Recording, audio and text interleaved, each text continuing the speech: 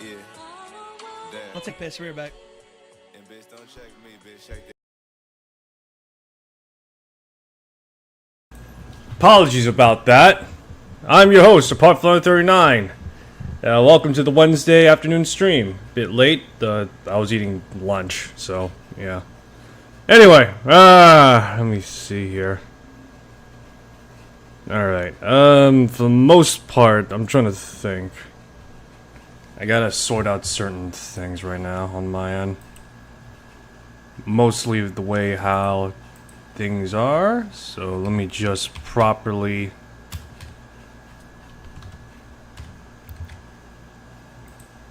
Alright, yeah, there we go. The right game that I'm streaming. Okay, so, after yesterday's stream with Blade and Sorcery, I'm feeling pretty sore right now, actually. And so, yeah. I'm not gonna pretend it's anything else. Jeez, I really gotta read out the names of who we're following right now. Anyway, so on Twitch, for the most part, I got new followers. Hey, thanks for the follows. Hope to see you all in the next few streams. From a week ago, BTK Killa, aka TR10, User Unknown, and Resberg. Resberg. And so, yeah. Anyway, I'm trying to think right now. So right now I am playing Soulmask, because why not? I'll also play Wayfinder as well later, but that's here nor there. For the most part, we're pretty much, in terms of what I'm doing for streaming, is I'm just pretty much just biding time, as well as worming my way off a bunch of things that are going on my personal life. So I'll just say that. And so yeah, that's pretty much as things stand currently. So I'm starting off with arguably a game that is of an unknown variable at this point right now. Soulmask, a game that I have a passing interest in, as I've been trying to find time to play it, but due to the Obsidian Blackout Marathon, as well as just a bunch of other stuff or other games, I haven't gotten a chance to play it more lately. Until now. In which, that's what I'm going to do.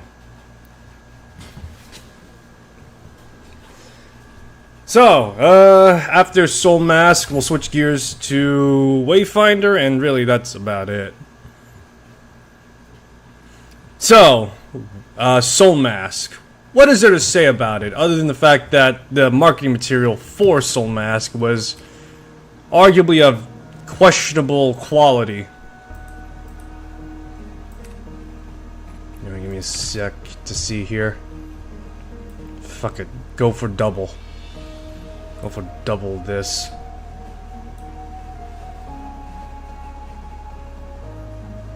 Right now I'm just gaining stuff right now.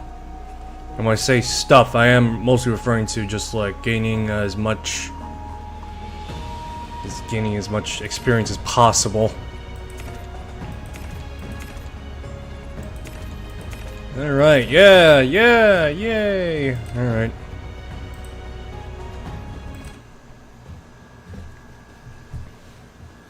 Alright, so, yeah, no, for the most part, I've already mentioned some of the minor history about Soulmask, so I'll just repeat it again. Pretty much, the game had like a bunch of really scuffed, I guess is the right word to say it, marketing material behind the game, and so as a result, people kind of sort of wrote it off as like one of those like con games. And you know, when I say con games, I'm mostly referring to like, you know, rug pulls and all that jazz. You know, your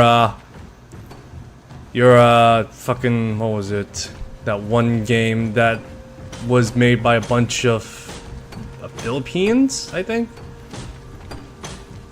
Yeah, people from the Philippines, and it just went waysides. Or was it... Shit, I'm trying to think. I want to say Thailand, but that's not right. Yeah. In any contingent, for the most part, yeah. Yeah. So yeah, for the most part, yeah, that's pretty much the whole thing about Soulmask. Actually playing it though, kinda sorta has like, has some things going for it, I'd say. Mostly due to it being a kinda sorta hybridization between... Yeah, mostly being a hybridization between being a, mix of Pal World and Conan Exile. Pal World in the sense of it being a, you know, subjugation simulator. Work, slave! Type of stuff, you know? Yeah, work, slave! Type stuff, and, you know, just claiming and capturing a whole bunch of people and such.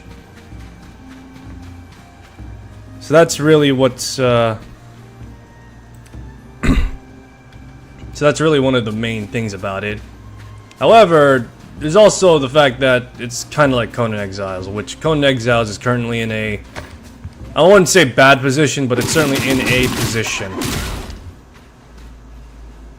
But yeah, I wouldn't say it's in a bad position per se, but it is certainly in a position. In which it's kind of sort of... I'm trying to find the best way to describe it, because for the most part, between the Bazaar being added in and them employing the use of battle passes instead of just doing what they used to do and releasing DLC packs for like various things, like say for example, the last pack that was of that had some like controversy behind it, quote unquote, was the Dorketos, was like the debauchery. Give me a sec. But yeah, it was the debauchery and sins and vices DLC, which added a bunch of roleplay stuff. And even then, that was something that they actually clarified beforehand as well, that they added in, like, they're adding in with the new pack, just roleplay stuff. And so, yeah. But yeah, no, I think I'm trying to keep up with Conan Exile to some extent. It is a game that I've sunk a fair amount of time to, and had a passing interest playing for a while, but for the most part, yeah, I just tapered off. It's currently in a chaotic mess, I'll just say.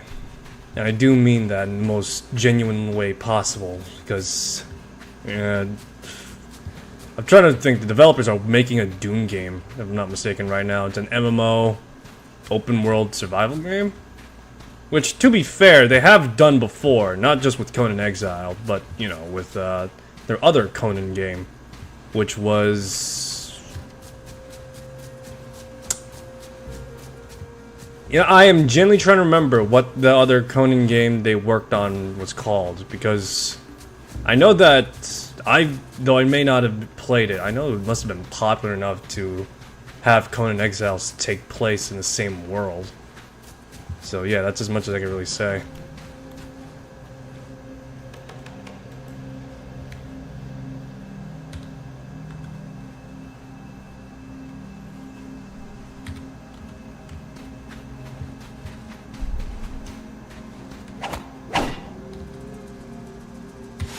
Alright, but yeah, back on topic though.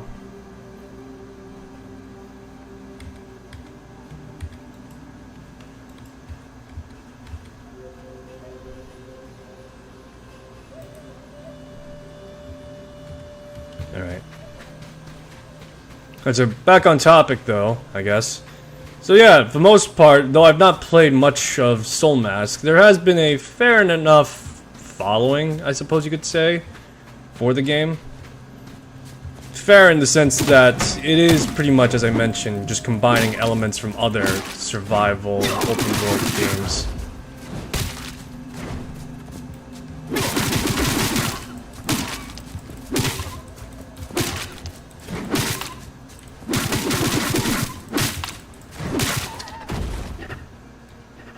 Alright, there we go. I'm trying to level my character up. Oh.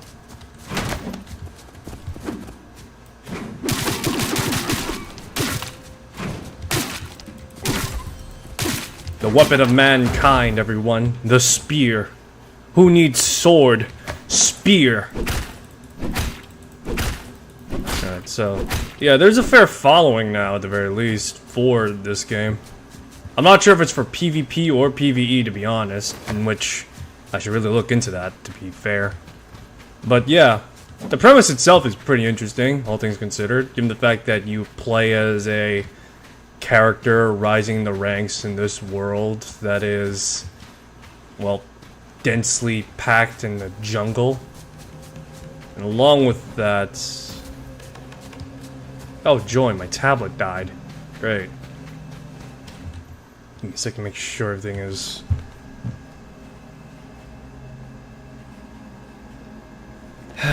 Alright. Alright, but yeah. A dense jungle environment where pretty much you have arguably the combat of an action game, but the survival elements of a open world game, and the aforementioned tribe building mechanics that are pushed towards. I imagine the tribe building aspect is definitely something that appealed to people to one degree or another. Also because it's a fairly novel idea. I'm sure there's been other games that have done it before. For example, Watch Dogs Legion. Although in a survival setting, it's something that's kinda new. And to one degree or another, yeah.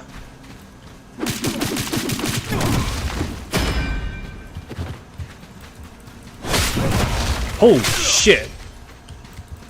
They just stabbed that dude in the face!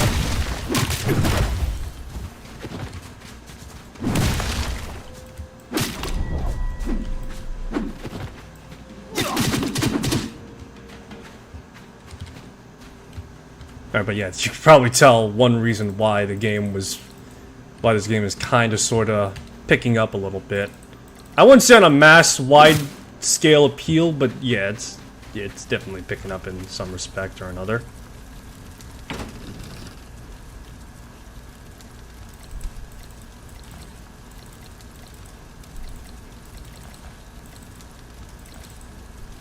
Alright.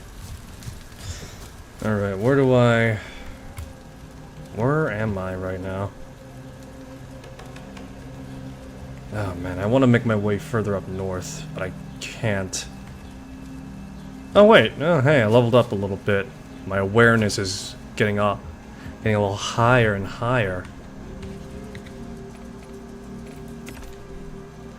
Right, so right now I'm just going around and just killing things currently.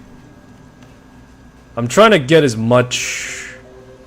I'm genuinely trying to get as much stuff squared away as possible. To which, for the most part, I want to try and gain, like, weapons proficiency and all that. But the most important element right now is that I'm trying to get... yeah, the most important thing of all is that I'm trying to get a, up to awareness level 15, just so that way I can actually legitimately, like, get past this hurdle I'm at.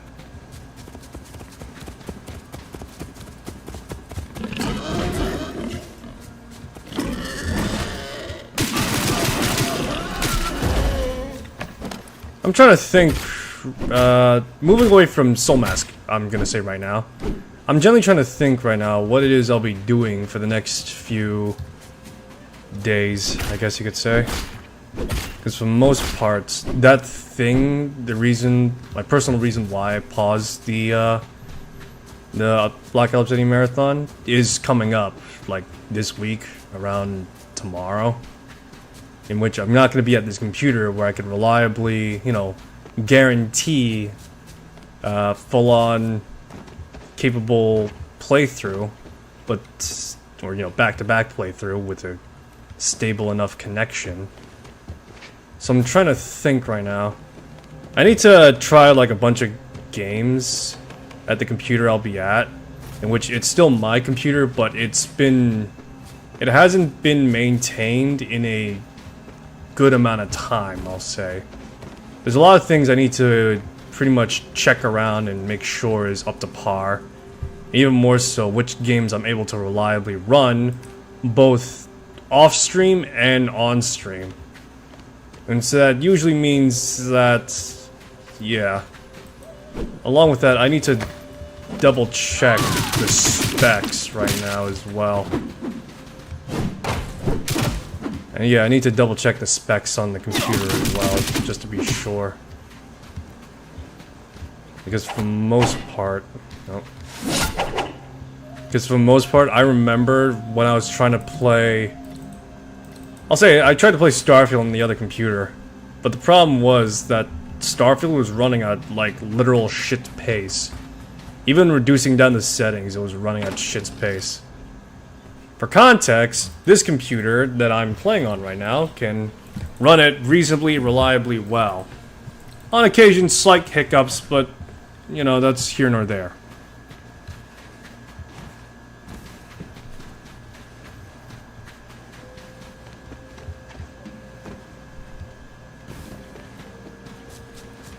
Alright, but yeah. Let me see here. How strong is this? How strong and capable is this character right now?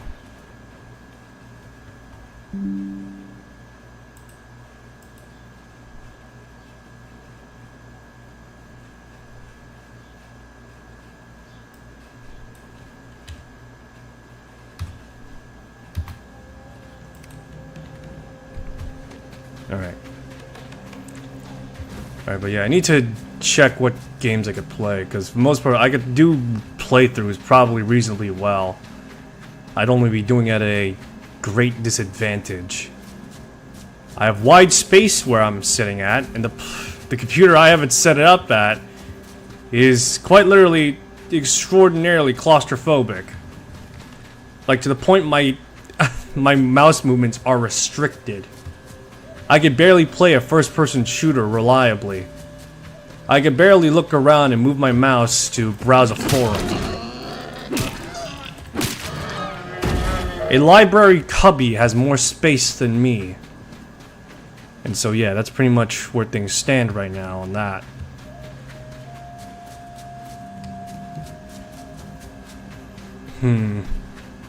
I am gonna bring some new hardware with me, I should say.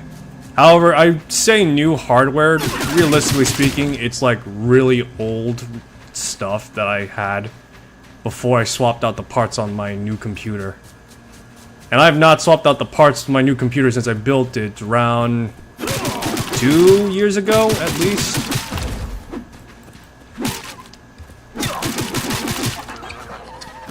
So to say the least, the parts might be 4 years out of date.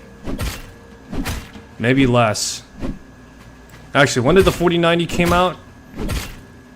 Yeah, so... Yeah, so I've had this computer for about like almost 2 years now. And it's running reliably fine.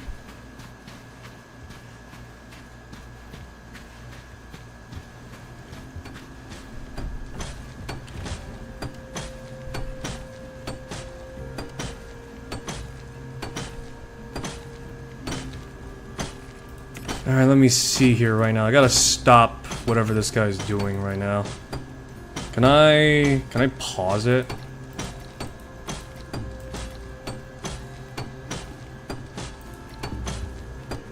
Alright, pause your work, pal. I need you to stop for a moment, yeah? I'm trying to think. I gotta build a, gotta build a leather rack.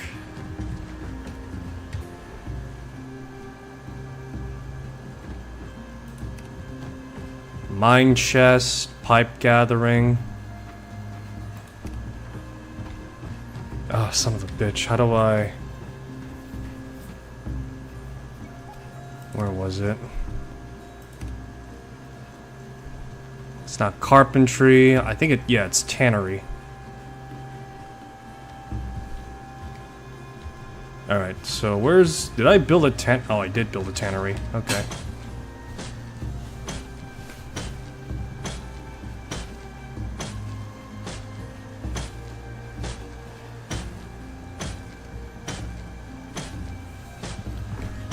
I'm genuinely thinking right now on my in-game stuff, but yeah. So I gotta review and check what. Yeah, so I gotta review and check the computer to see what it's got going on with it, and along with that, just pretty much go off of that, I suppose. Yeah, pretty much just go off of that, pretty much. Oh man, I'm thinking.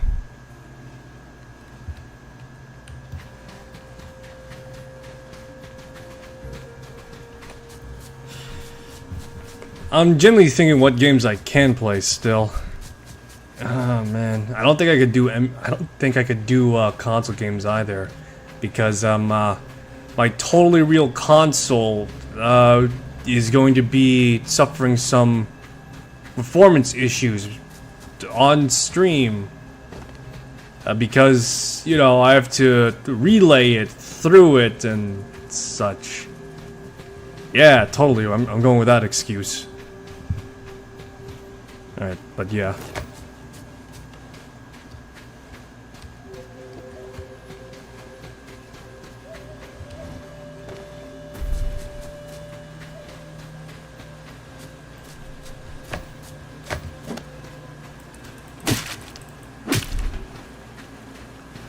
At this point, I'm just going around killing things like some weirdo. Well, not some weirdo. It's just some psycho.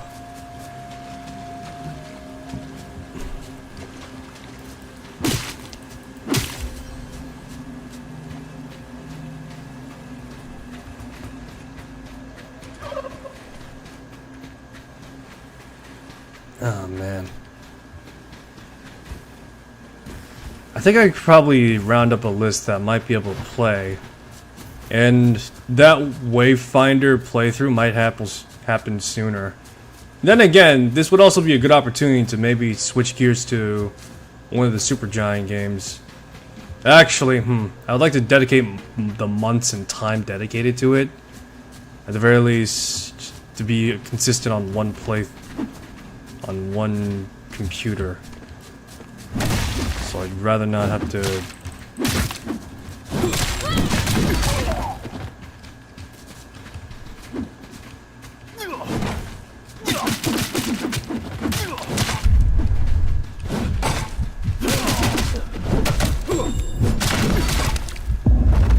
Oh boy.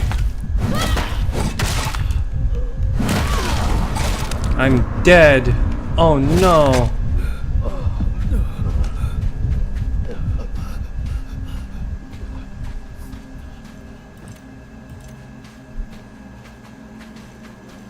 Where's my home? There it is.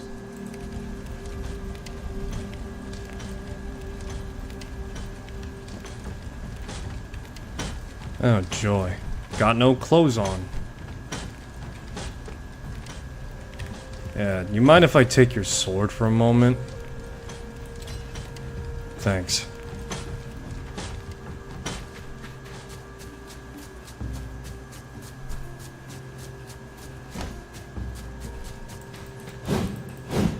God damn, this is a big fucking hunk of slab of stone.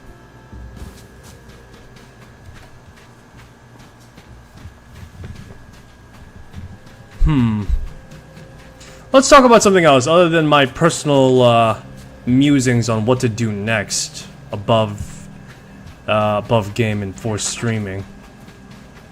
I'm trying to think. Yes, Elden Ring's DLC is coming up, right? I've been preparing for it for some time now, both on stream and off stream. However, as of late, it's pretty much off stream as of now, or as of like, what, 2 days ago at the very least, in which pretty much the whole goal of the stream was to kill Moog. I did that. It was great. And along with that, after that, I pretty much went on to kill Margit off stream and just do my own personal playthrough. in which currently I'm in the realm of the giant mountain, I guess you could say. Yeah, I'm in the realm of the hill giants, or whatever the fuck they are. To which, for the most part, I got Rivers of Blood. I maxed it out as soon as I could. And after that, I'm trying to think. After that, for the most part, I've just been doing some other stuff. I've been doing some side quests for other people. I've been progressing, like, various other quests. Like, for example, currently I'm going through the,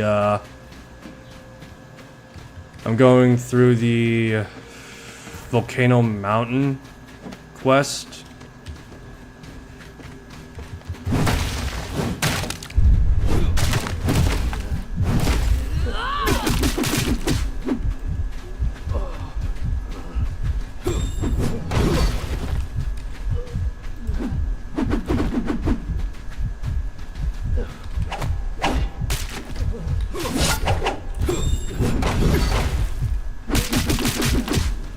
Whew. That was rough. Anyway. So yeah, I've been doing, like, just stuff to prepare for the DLC as much as I can. There's not much I can do, I guess you could say, currently. Besides just twiddle my thumbs and... Besides twiddle my thumbs and just wait for the DLC to come out.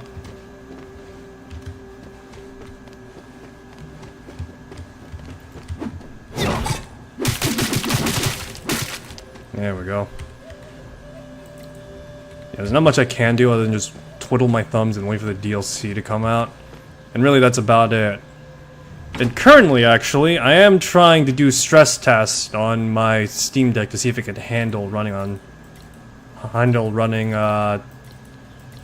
Elden Ring.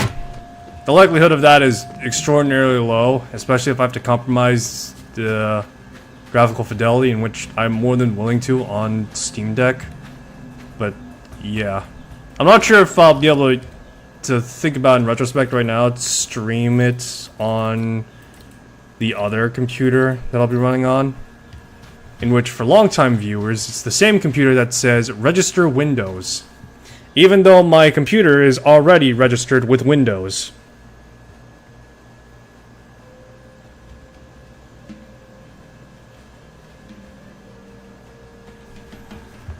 Alright. So yeah. I'm trying to think now as well. Tomorrow... No, let's move away from that. Let me move away from that. Anyway, I've also been hearing telltale of a bunch of things about the DLC. Great things, great things. Haven't actually been reading them, but I've heard great things about them. People are clamoring on about how good it is and all that. Can't wait. That's not me being sarcastic, because my voice fails to belie excitement. I genuinely can't wait.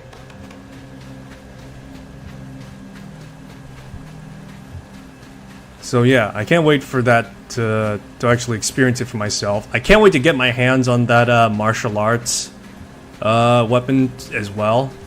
I never got the... I played Dark Souls 2, and I've never gotten the Bone Fist weapon, which changes your unarmed moveset to just be straight up fucking martial arts. So yeah, no, it's gonna be fun, if I'm gonna be honest, for me.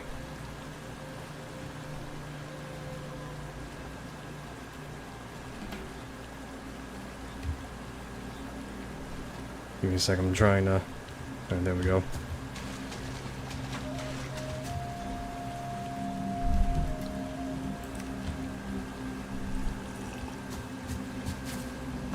Alright, but yeah, that's gonna be... I feel like using the unarmed weapon attack is gonna be fun, in which I should probably start using the Caestus. Or Cestus, rather, I think it's called. You know, let's go with the first one, Caestus. I should probably get familiar with the Caestus weapon set, just so I could at the very least not get myself familiar with the moveset, but get familiar with how close in proximity I'll be to my opponents. And that's like the most important part, because I am going to be running with fists, so effectively, you know, I'm not going to be able to optimally just like back away at range, and along with that, I need to account for like how much stagger theoretically does using my fist give. I'm not gonna try it on bosses, at the very least, not yet, and I'm pretty sure I killed all the bosses that I was able to fight anyway. Although, there might be a few bosses still lying somewhere in dirt. But yeah, for the most part, it's a familiarity of how much range, proximity, and theoretical damage I'll be able to deal out. The problem is with fist weapons, from my understanding, is the fact that they're relying on your speed. Yeah, they're kind of sort of relying on your speed as a person. And I don't mean like above game reflexes, I mean like in game. In which, to some extent or another, it's kinda just... is what I could say. You know, it's just kinda there.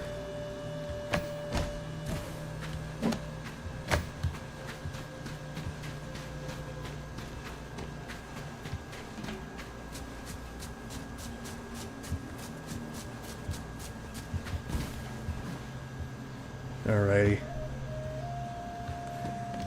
On the topic of the DLC as well, I've also heard telltale as well of something particularly. Let me see here. I need to get some rope. How do I? Oh, just. God damn it! I need vines. Shit. Alright, I don't have any vines on hand, so I'll go in with what I have. Anyway, there was a review of Elden Ring's...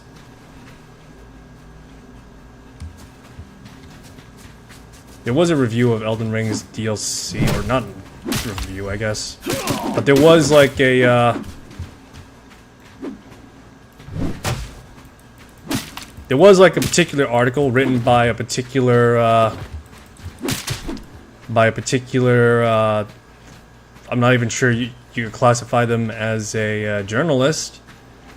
But yeah, a particular journalist, I guess, that got people in a bit of a tizzy. It was mostly due to the fact that the journalist in question failed to like actually say anything of either refute or merit about the DLC, and in exchange was just like going on like some sort of like weird tirade instead.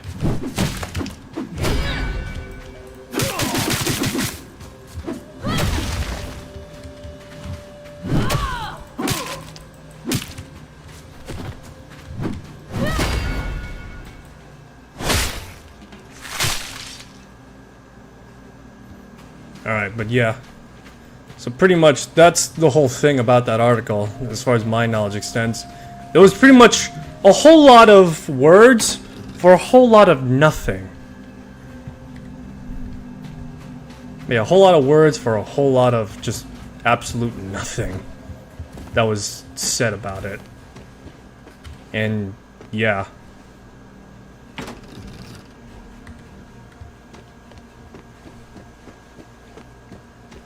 There was also like a bunch of other things that this journalist did, but I will not cover them because other people have covered them already.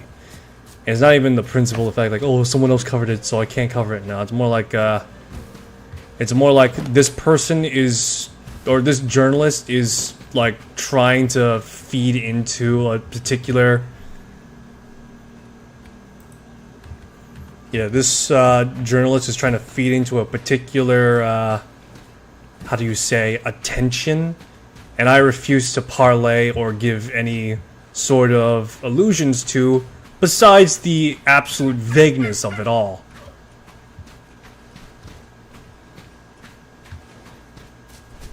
Alright, but yeah. I recently picked up actually new weapons. Didn't I pick up like claw weapons or something? I don't think I did. God damn it. Alright, whatever.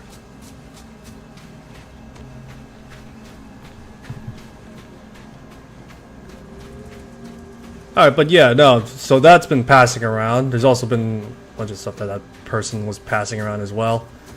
but I won't get into it. Again, other people have covered it more extensively than I. And again, I refuse to give the attention to it. I'm trying to think what else. Most part, I guess, in terms of personal stuff, like, you know, watching things or things of interest. For the most part, it's been kind of quiet. I've been trying to keep up with, like, what's kind of new and popular. Kinda being the key word, because for the most part, a lot of things I watched aren't really that popular anyway, and I don't really watch many things that are of, yeah, I don't even watch things that are of, like, traditional media. That being said, though, I am looking to maybe watch My Adventure with Superman, the second season, but I still gotta finish the first one. Last I left off was when Mixelpidlit, you know, last I left off on was when Mixelpidlit pretty much tried to get the help of Superman, but you know, that didn't work out too well in the end, because it got involved with like a whole bunch of like multiversal shenanigans involving Lois's, Olsen's, all that jazz, you know. It was touched upon, but it wasn't really... It was touched upon, but it wasn't really made a central point, so to speak. So, yeah.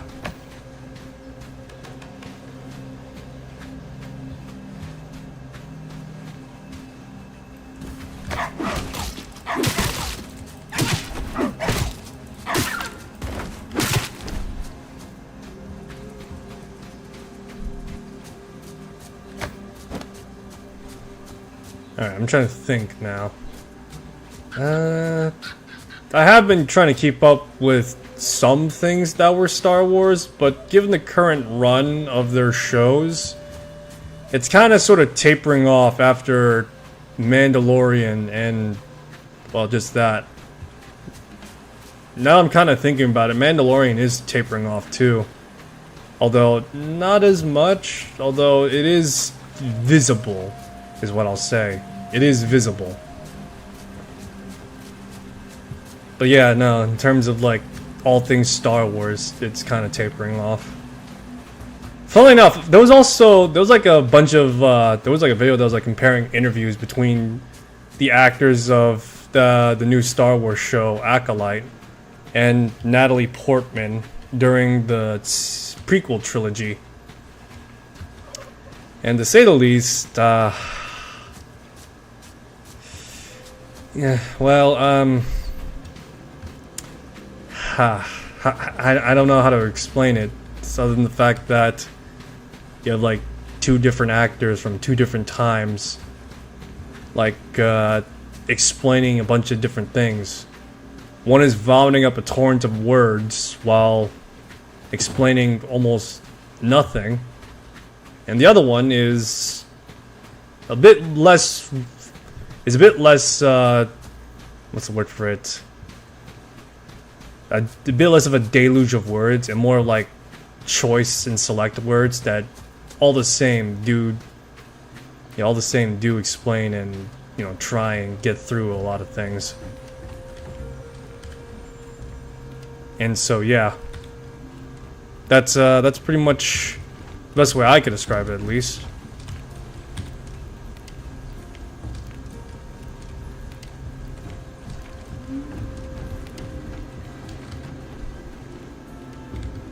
Oh, God damn it. I need like 5,000 more experience in order for me to get the leather set. Alright, give me a sec. Where can I go that's like within proximity? Copper ore.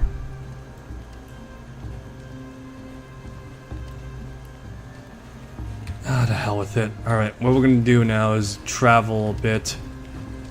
Who do I want to come with me?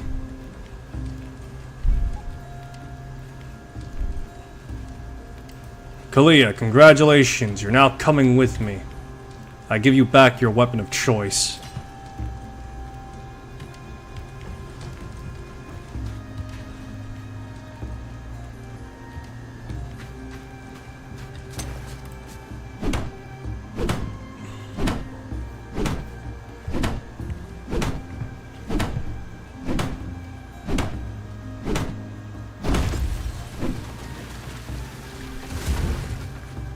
Can I get a vine out of that?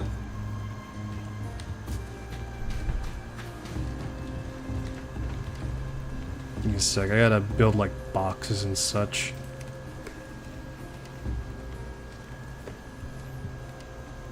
I need thick rope and planks. I have like an assload of planks, but I need like vines and the like to try and do anything.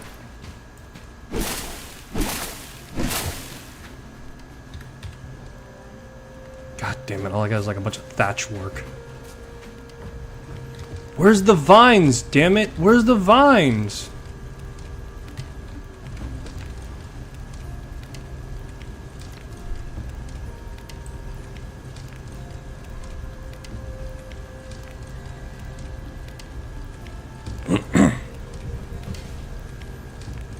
Oh. Oh, there's the vines. Okay. Alright, give me a sec. I need to craft some...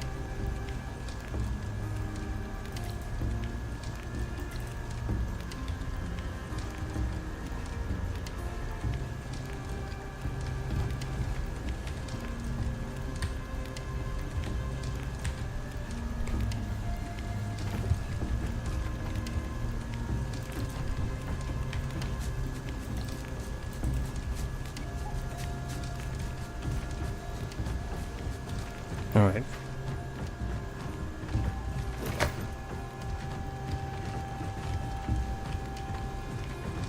You know what? Let's bring the whole party with us, yeah? Can I? Oh, I can only... Oh, fuck. I can only bring one? What is this shit? I call absolute hogwash.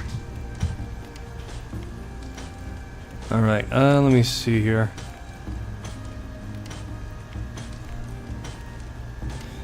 Alright, so I need a hardwood handle, in which I should be able to...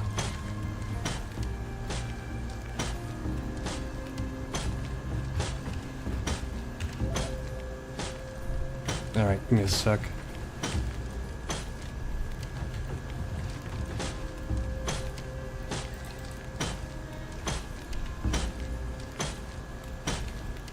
Ugh, I'm still trying to get to grips with how this game operates a little bit.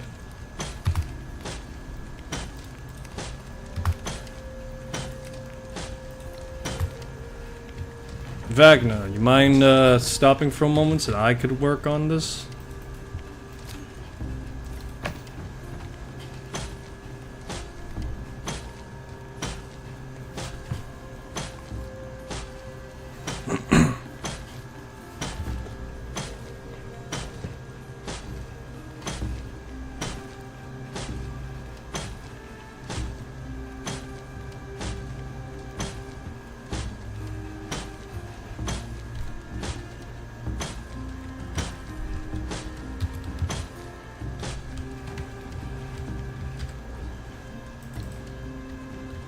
Alrighty.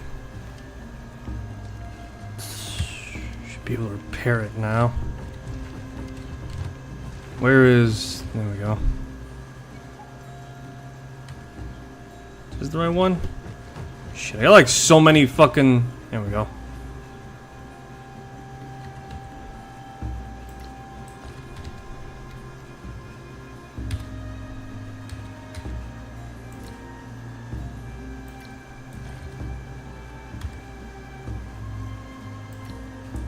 Oh, okay, so I gotta put it all here. Is that it? I also got the thick rope as well. And where the hell's my thick rope? Oh. I'm blind as a bat, I'm sorry.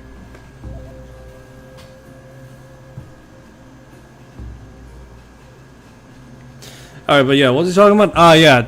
Two Star Wars interviews that are drastically different. Yeah, so it was interesting to see that, I'll say.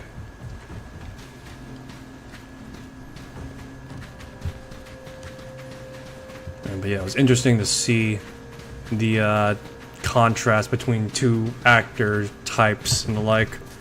One was much more reserved and explanative, the other one was more performative and shallow in terms of information.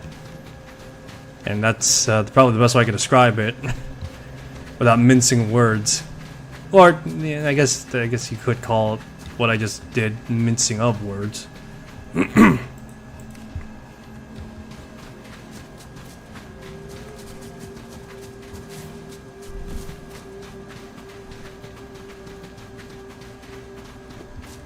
Alright, I'm trying to think now. What else?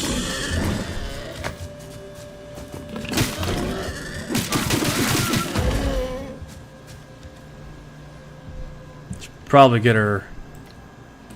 There we go.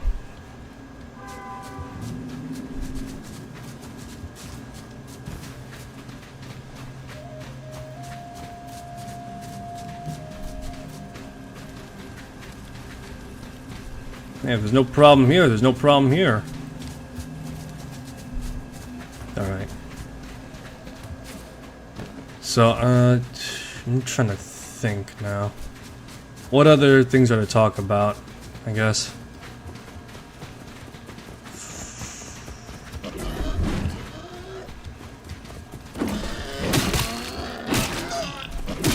I guess more particular, I've been hearing a lot of things from other... Yeah, I've been hearing a lot of things about what's been going on with certain people, so to speak. I don't know how to explain this one, so I'm just gonna move on to the topic. Jeez. Actually, I was watching Rainbow Six Siege playthrough of like 1v5. And it was like one of the top players on Twitch right now for Rainbow Six was like soloing against like 5 people who were his lesser. And to say the least,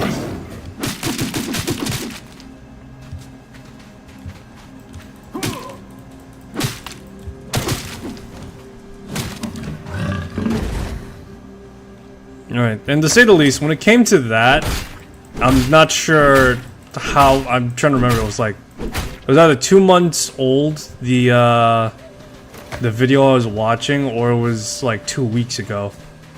But yeah, I was watching that, and to say the least, it was interesting to see, just how egotistical Rainbow Six players are, to some extent or another. I guess more specifically, how smug competitive Rainbow Six Siege players are. And then again, the guy I was watching in particular was also pretty egotistical himself too, but still, whatever. I think it was like, what was it? It was like 1 diamond versus 5 coppers, and the 5 coppers were shit talking, and then it's the diamond player, the guy that was the top streamer player and the like.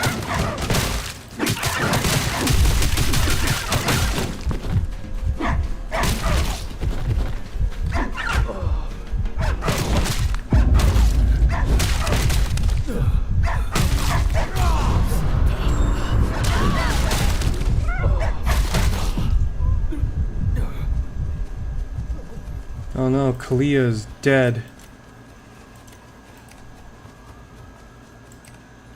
But yeah, it was kind of interesting to see like the tactics the two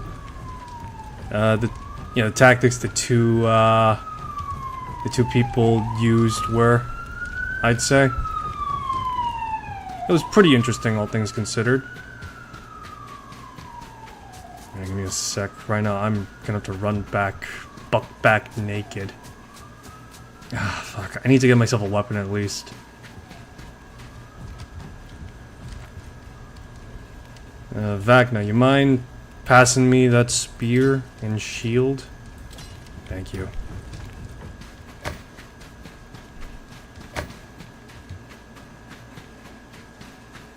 Alright, but yeah. It was kind of interesting to see the tactics. The guy that was a diamond lost ultimately, and to say the least, I really don't know what the 5 coppers were really bragging on about to some extent. It's not as though... Alright, I'll concede to this much, at the very least. The fact that the 5 coppers took down a diamond is kind of impressive, I guess. But, I mean, when you have like 1 to 5 people taking on what is effectively someone that could theoretically outmaneuver you in a team setting, that's not really a high bar to beat, because you're winning by sheer number alone, and one of you is bound to at the very least get the drop on him in some form or fashion. You know, it's really not that, I guess, impressive is what I'm thinking. Who knows, maybe, who knows, maybe in the world of Rainbow Six Siege that's a big deal, but to some extent, looking at it from the outside, it's like, yeah, you know what you call that? You call that uneven odds. That's it. You don't have... It's just uneven odds, that's it. If it was 1v1, okay, sure, that's impressive, but, you know, 2v1, alright, that's not as impressive, but still, the two of you took him down. That's pretty cool. But yeah, no, 5v1, that's, you know, it's, you got numbers, you got the fact that you have, like, mental gymnastics to account for it as well. It's just like, I'm sorry, it's not that impressive. Especially, again, Copper. There's like one dude as well that was like fucking bragging on as well about like, oh, my team is like SEAL Team 6. It's like, yeah, really? But yeah, can't help but just be like, just scoff a little, just like, really? That's the best analogy you got? It's like maybe the equivalent of Navy SEALs recruits, but that beside, it's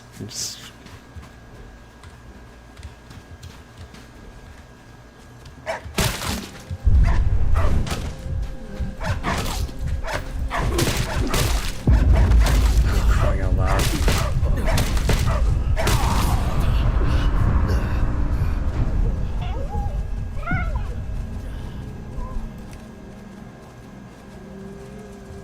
Actually, let me see. Is there anyone up here? No? Fuck. Alright.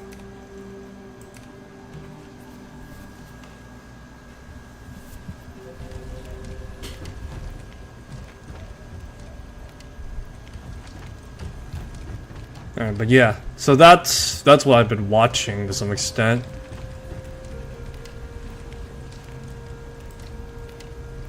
Yeah, that's what I've been watching to some extent or another. It's just been that. I'm trying to think what else right now about what else I've been looking into a little bit.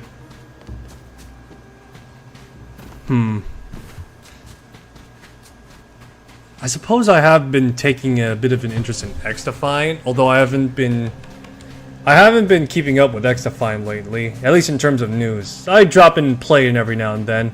Currently I'm waiting for the next season to come by so I could, you know, sink my teeth into more stuff.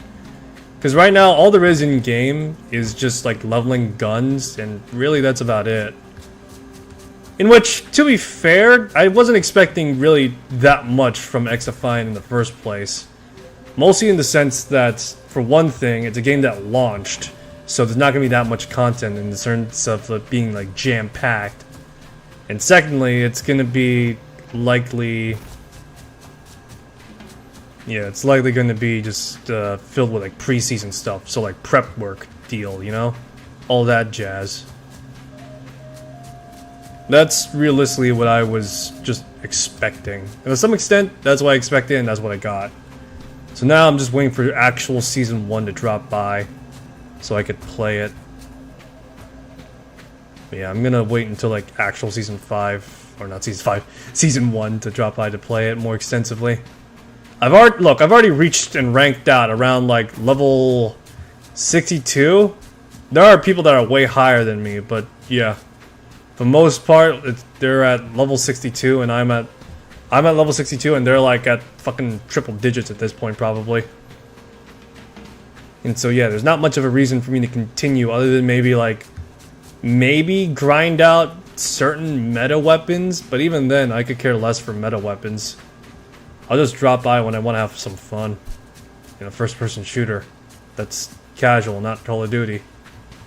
And that isn't a boomer shooter. Not that there's anything wrong with boomer shooters.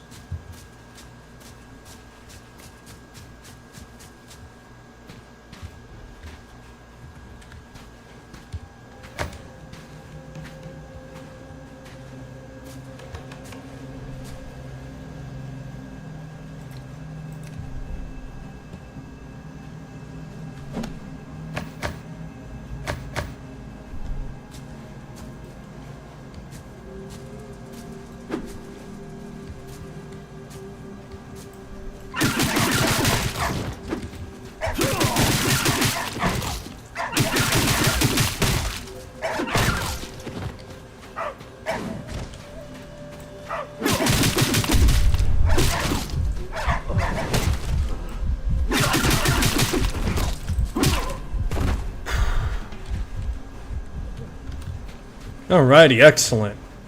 God, that took way longer than it should have.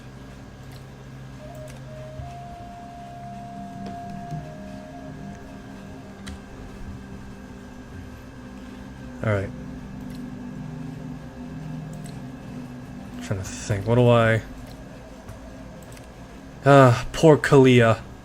She was young and, well, she was young. That's all I could say.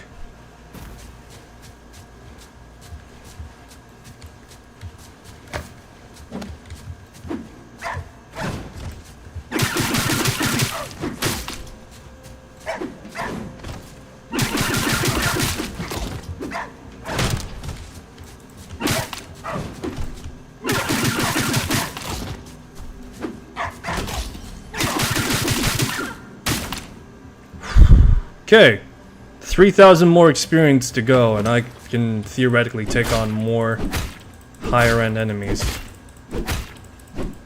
Let me see here. Do I have any more beast bones? Probably do. Likely I do.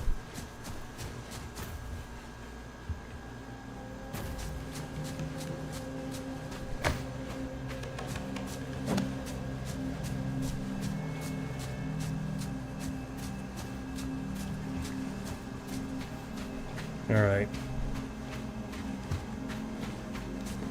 Should probably work towards repositioning my tribe a little bit. I'm too close to water, in which that's not a problem, although it is a bit of a problem to like trek my way back and forward from here to there. Maybe. I'm genuinely trying to think right now.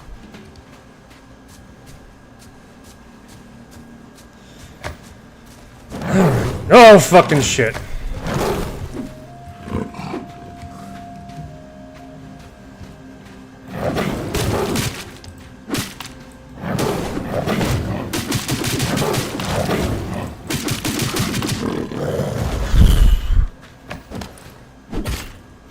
Fucking lion, fucking jaguar just clawed at my back. Oh my god, I was wearing a shield as well in the back too, so that's funnier. It's funny just to imagine the jaguar didn't understand the shield and just pounced on the dinner plate.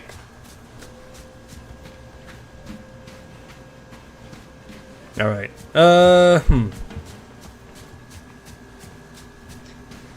Games have gotten a lot more... I'm not sure if sweaty is the right word for it, although that's not too far off. A lot of games feel like they're going for like more competitive angles to some extent or another, and it's mostly just, I guess, first-person shooters to some extent or another.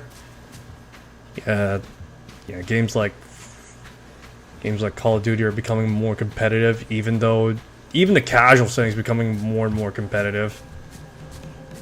To some extent or another, I want to also point out like a handful of other games, because I know that like maybe to some extent body cam, although that's more or less just a symptom of the fact that there's multiplayer games out there that are just having all that. Then you got like Escape from Tarkov, then you got like a bunch of other first-person shooters that I'm trying to think off the top of my head, like I want to say Insurgency, however it's been too long since I played Sandstorm, even though I reinstalled it not too long ago. Although, one could argue that's a different kind of sweat.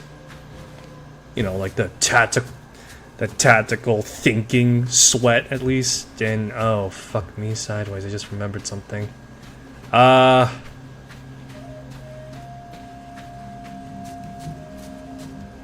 yeah, I just remembered something right now. So give me a sec. Let me finish this thought, though. But yeah, no, it seems like a lot of multiplayer games are trying to vie themselves to become more competitive to some extent or another. And, well, yeah. I'm not sure that's a good thing. Can't say it's a bad thing either. Competition among players is certainly one of the many lifebloods of a game. Although, I can't say that competition in totality is all that good either.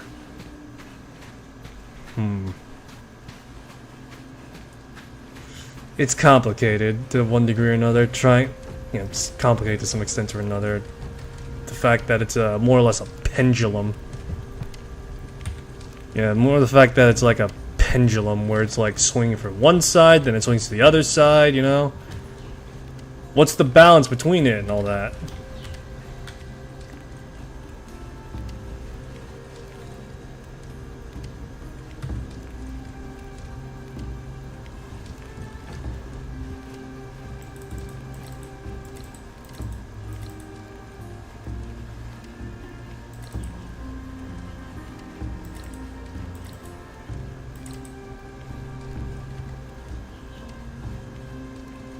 Alright, but yeah, what is the... Jesus Christ, I am just carrying a assload of things. Just give me a moment.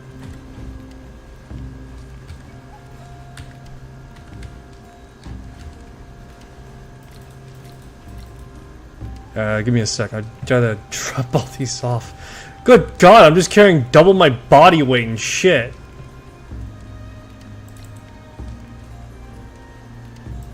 How many fucking branches are there?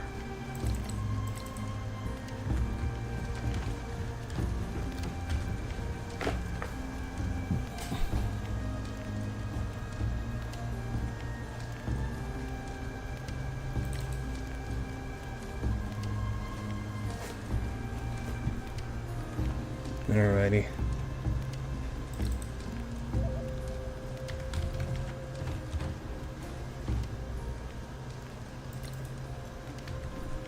But yeah. Alright, real quick, I actually gotta step away for a moment. I just realized something going on. I'll be back.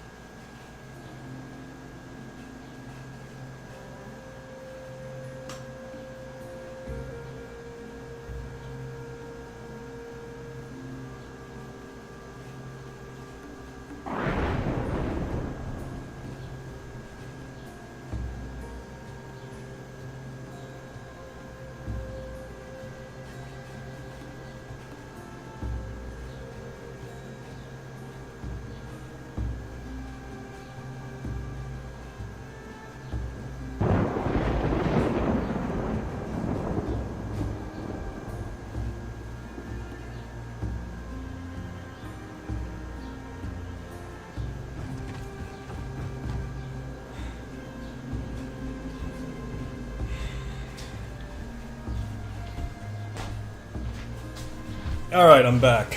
Apologies about that. Laundry. Okay, let me see here. Let's see. Planks, branch, and thick rope. Thatch and fiber.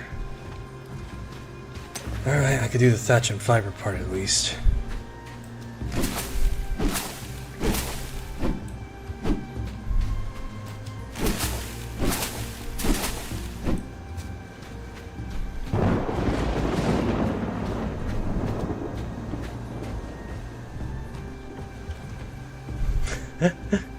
Gotta love the physics of this game.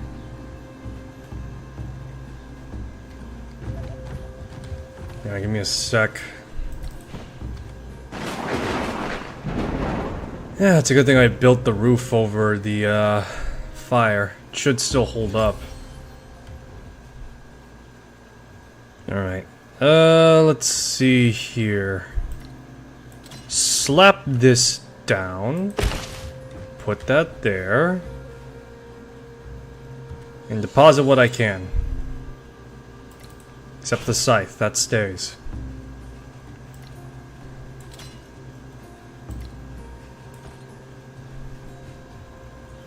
Don't mind me, I'm just carrying like 10 floors with me, guys.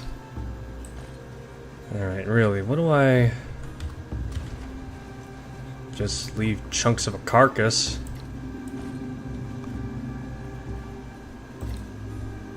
Got like so much meat, don't know what to do with it.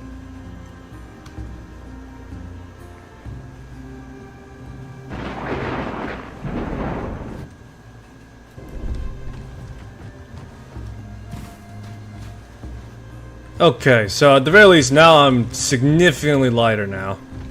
Significantly. And yeah, still nowhere near close to actually getting my goal though. If there was one thing I would like for this game...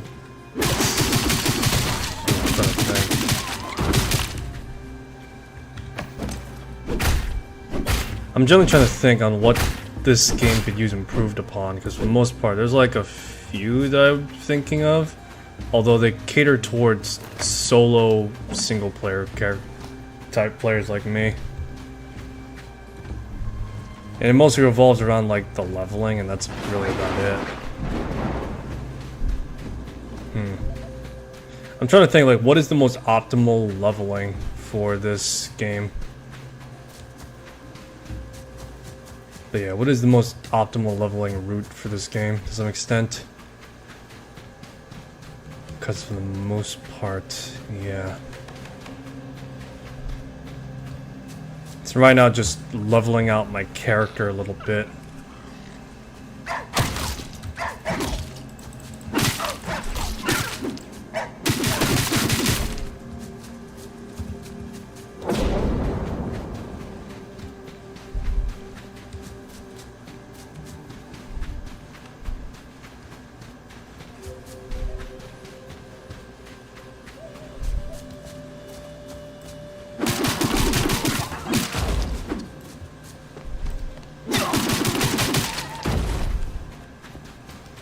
Funnily enough, one of the things that among the many things that are being worked on, people have complained about the... Yeah, people have complained about how the starter character that this game gives you is kinda shit. In which the developers did explain that the character that you start off with is more or less meant to just be an entry character. And the whole premise was like...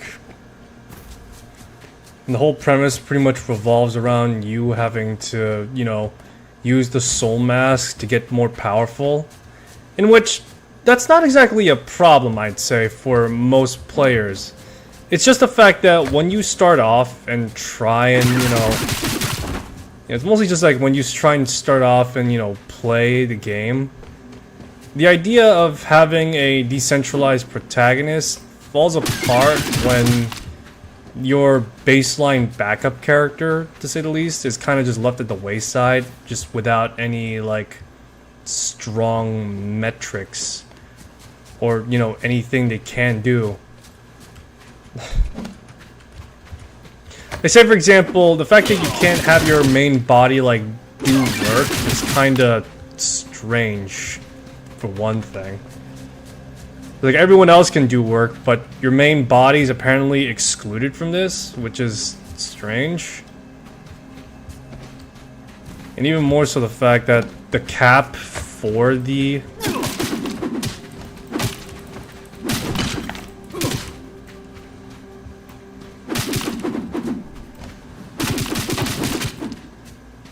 But yeah, the fact that the cap for the starter character is like really low compared to others. I think what was it? The fact that the starter character is like capped at 50. I think for like other like average tribals or other tribe characters, they are capped at like 70 at most. And then of course you got like the high-end characters that are like capped at like above 100 and like, which, you know, makes sense. But yeah, it makes sense, you know? That's fair and logical to assume that, you know, a character that's high-end would have high-end stats, but still, why is the starter character just like below the average, as it were?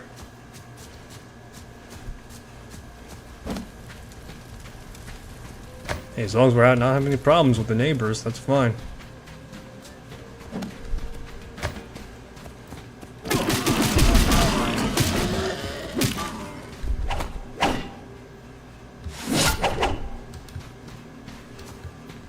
Alright. But yeah. I'm trying to think. It was either the game director or... Let me see the patch notes right now, because there was a Q&A. And there was like a Q&A of sorts. Alright, it was one of the game developers, Zima, which is according to the notes on the Steam community tab, as well as just what's on my just news feed for the game. There is, given the amount of frequency and just want to improve the main character, or I shouldn't say the main character, the starting character a bit more. Yeah, players wanting to improve it, the starting character is like fairly common, and with that in account for, there's like talks of like trying to improve it in some form or fashions. Yeah, some form or fashion and the like.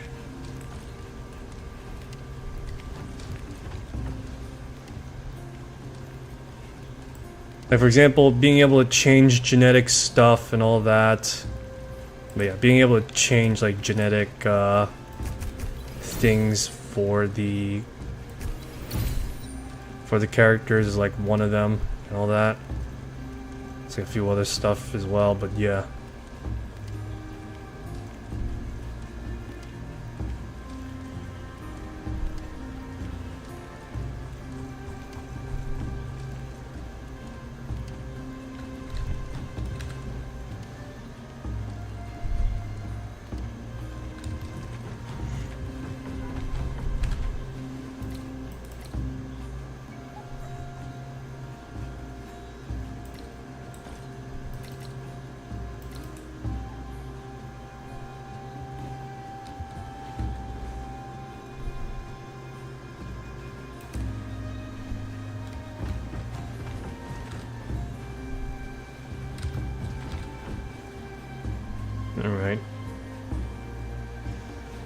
Alright, so I need to build a armor forging. And I need to build a... I need to get some tanning fluid. Water, vine, and tree bark. Really? Okay.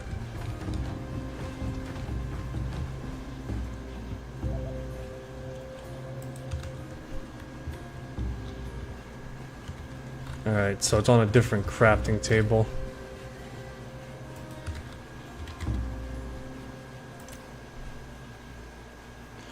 Workshop, plank, leather, and thin... Oh, for fuck's sakes.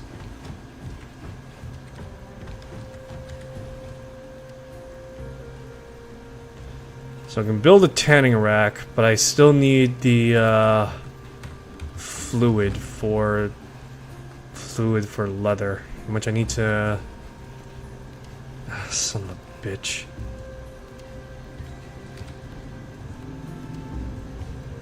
All right, let me see here.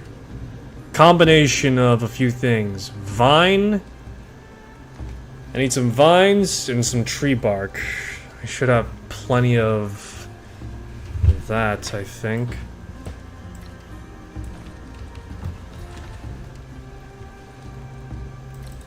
Got some tree bark and got some vines. Great. And I got water as well to make it.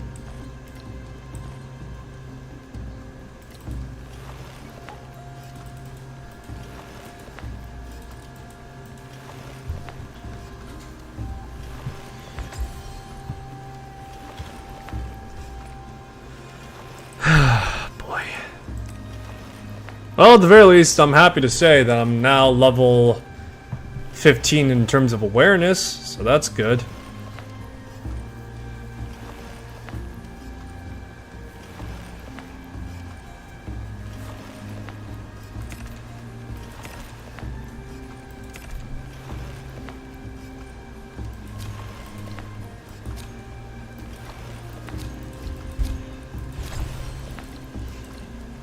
My character just does not exist.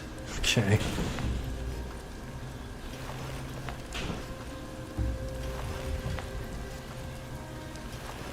Alright, so we got 6. So now we got like 6 fluids. I'm trying to think right now. What else?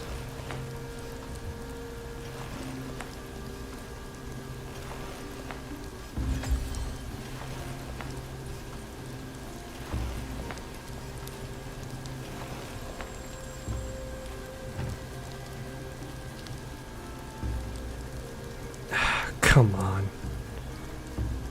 Alright. Alright, apologies about that. Anyway, so now that we got that, let me see. We need to now make leather. And with this, be able to make some other stuff. So I'm trying to think, how much do I need? I think it was like 5 or so for it. God, I need more dedicated tribesmen to build and produce more stuff. Problem is that all I get is like 3 tribals at most. And that's all I get.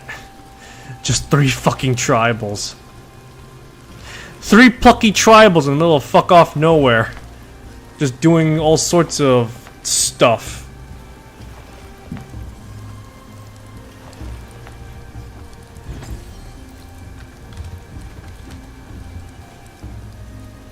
Alright, let me see here.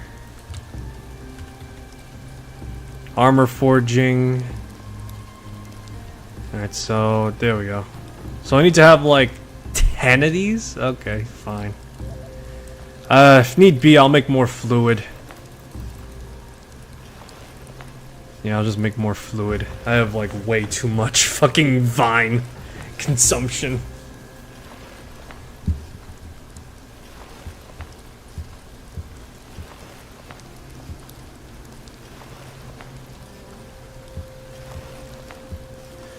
I'm trying to... I really haven't been keeping track of like what's been going on in gaming lately.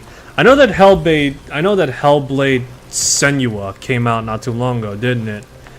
And for the most part, the reception to Hellblade 2 has been, well, complicated, to say the least.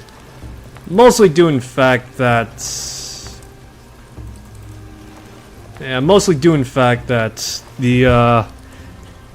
there wasn't much promotion for the game, and besides the promotion for it, there wasn't much of a evolution from one game to the other, to say the least. Not that it's a bad thing, but given that it was a sequel and Along with that, it was a game that was pushing a particular story to be like, I think it was like pushing the story to be like an epic to some extent. It is, yeah, no, for the most part, it was kind of just like received kind of compared to the first one. Where the first one was like a, from what I understand, at the very least, an interesting, was at the very least an interesting tale.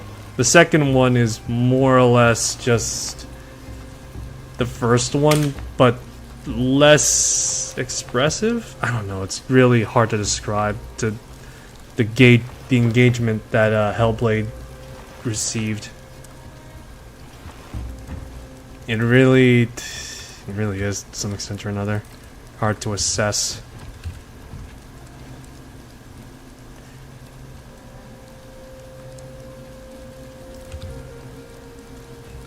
Alright, I still need thin rope, in which I think the loom. Alright, so I need to get fibers and. Alright, yeah, I should be able to get that. How many. Where's my fibers? There it is.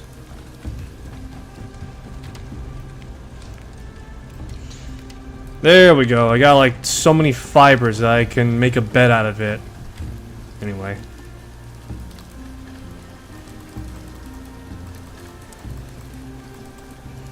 Yeah, no, for the most part though, there's not much I can really say on Hellblade Senua. I mean, yeah, interesting concept and premise, although I'm not sure if anyone saw it as such. It's not even as though that the it's not even as though that the game wouldn't have received some sort of fanfare, because there were a fair amount of people that enjoyed the first game. But it's the fact that it's kind of sort of obvious to some extent with how Microsoft, who is the de facto backer, or de facto producer I should say, for the game, has just like pushed it out as, in which it's pretty much a game that people all pretty much suspected that Microsoft would just send out to die. Which sucks terribly. Because, yeah, if you haven't, I'm not sure if I mentioned this at all, but Microsoft has been like cutting off like a bunch of studios. They cut off like Arcane Austin, which is a terrible shame. Despite the fact that they've only made like 2 games, Prey 2017 and the unfortunate Redfall, which, you know, playing it again lately was pretty okay, all things considered, especially with the offline update. But yeah, no, it's just unfortunate for all those people's livelihoods.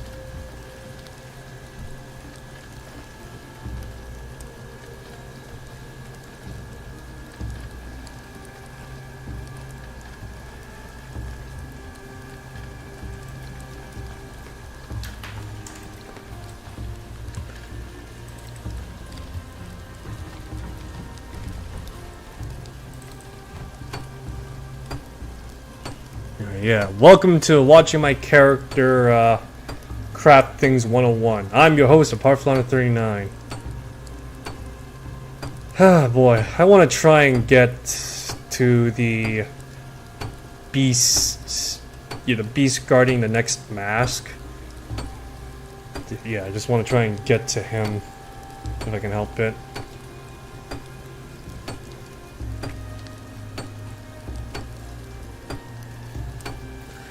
What riveting gameplay, watching my character just sit here and work away. How MMO-like, am I right?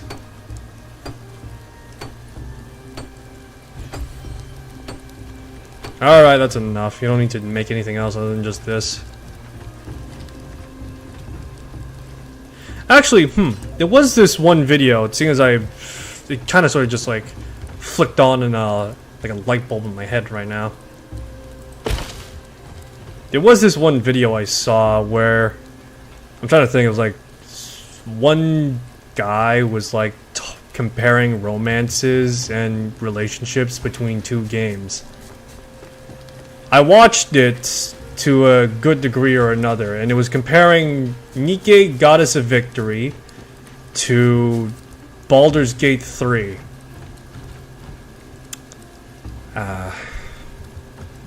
Yeah, that was the video I was watching. To say the least, I'm trying to think right now on how to tackle it, because for the most part, let me see how much I need to get. Like, let me double check me a sec before I tackle that. Let's see, two. Wow, that's remarkably cheap. All right, I'll make 10 leather then.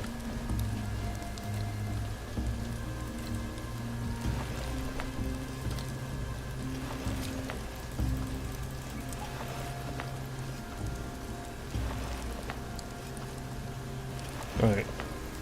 But yeah, there was like a video that was like, there was a video that released by someone, that was comparing Nike, Goddess of Victory's romances to Baldur's Gate 3 romances, and to say the least, I watched through that, and to one degree or another, I both agree with some of the points and I disagree with some of the points.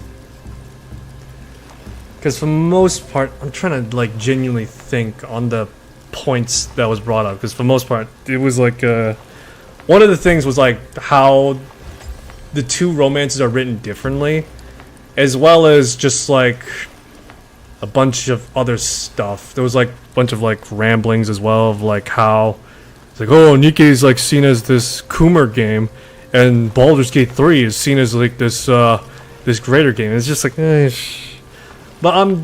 but focusing on the points that were brought up in comparison to the two, the romance that the video referenced was the Nike, what was it? Rupee. There we go. It was the Nike Rupee, and pretty much he was talking about how compared. Oh, give me a sec. I'm trying to. There we go. All right. So yeah, the video in question referenced Rupee as a sort of reference between Baldur's Gate, between the romances in Nike and the romances in Baldur's Gate. Now, for the most part, he did bring up older Baldur's Gate games, such as... He did bring up older Baldur's Gate games, as well as some of the other stuff that was attached to BioWare, like Dragon Age and the like. And I'm trying to think. Among the many things he said for Baldur's Gate 3 was how pretty much forward, and how just, I guess, I'm trying to find the right word to describe Baldur's Gate 3's romance, because this is particularly in Act 1 especially. How in Baldur's Gate 3, they are like, the romances are very heavy-handed and are just like lacking any tact. And to some extent or another, I can understand that. However, I feel like comparing the two is a little bit... I'm trying to, at the very least, be somewhat fair to the point right now, because the two games are distinctly different. Not even just because of like the premise, but just because of the also more context and nuance between the two situations. Because in Nike, the romances that you do engage in with some of them, they are, for lack of a better word, very domestic. And I know that like there are some that take place in like in the middle of fights or in like office romance type thing, but a majority of the time they always like tackle a more domestic setting, because that's where it's usually taking place in. It's taking place in like a city where you're able to like go on dates and the like. Whilst Baldur's Gate 3, there is like no luxury. But yeah, there's like no luxury whatsoever to actually do things like that for a variety of reasons.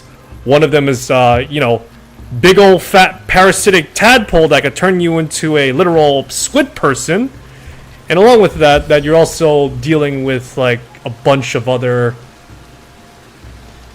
The fact that you're also dealing with a bunch of other like outward oppressive things, like, oh, I don't know, goblins trying to kill you in Act 1, hobgoblins trying to kill you in Act 1, a bunch of people trying to kill you in Act 1, you get what I'm trying to say. But yeah, no, there is that context to account for, and along with that, just the fact that that theoretically throughout the entire game, it would be your last moments. The threat escalates constantly, and I would say that would pretty much give enough context to, at the very least, jump the bones with someone nearby. Well, to some extent or another. I would say, I'm trying to genuinely think right now, because I'm going a little tired myself, but I'm trying to think. Besides fanservice and Nikkei, a good portion of them are fairly well written. And the video in question did say that there's no explicit, like, content used in game. Even though, how do I explain this? Because though it's not outwardly highlighted, in Nikkei, there is a handful of them where you can actually engage in intimate proclivities. And that's not me grasping at straws or, me, like, doing some mental judo gymnastics. That is something that is actually confirmed as well. Between Eula, Rosanna, I'm trying to think who else right now. I think Emma as well. Maybe, I think Mary, the nurse. At least in the summer angel version of her. The alternate costume. Or the alternate variant for Mary. And I'm trying to think who else as well. Because there are at least somewhere half a dozen. So we're talking like 6. Oh, that's right. There's Maxwell and the fact that she... I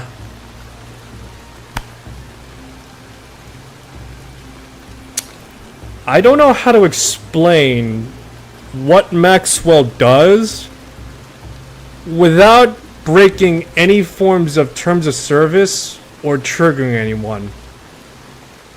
I wish I was kidding,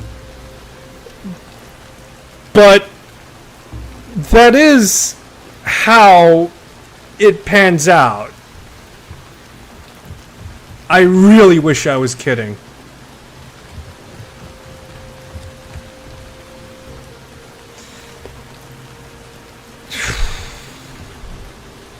Alright, but yeah. So yeah, funnily enough, I actually did, besides the video itself, I also perused through the comments of said video, and a lot of them were kind of just come off as like, I don't want to say like hateful or spiteful, because for the most part, if you don't like something, that is, that's your own personal opinion and like, right?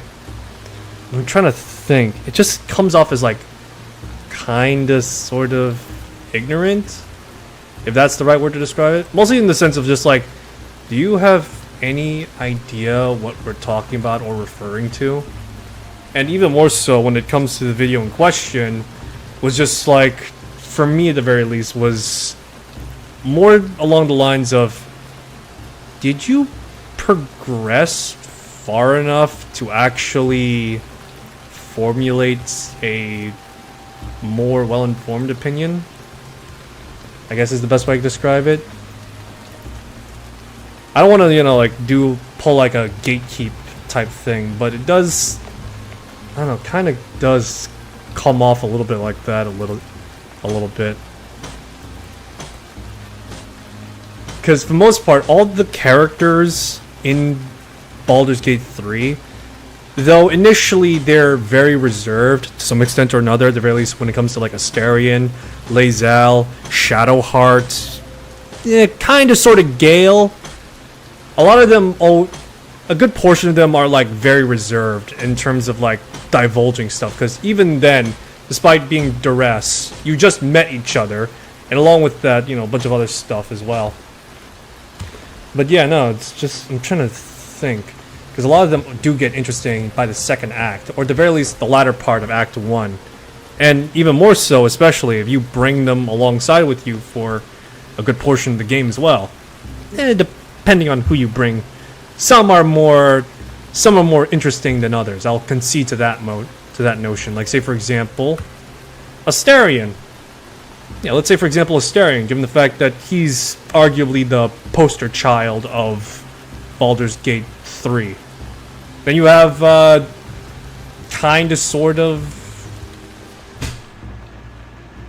I'm trying to think who fits the bill that's like on the same level of like Astarion, because I want to say Shadowheart, but even then, when you reach like a really high affinity with her, as well as get to a certain point in the game, she does divulge her secret to you, in which I think at this point I can safely say that Shadowheart's priest is a cleric of Shar, so to say the least, it's that's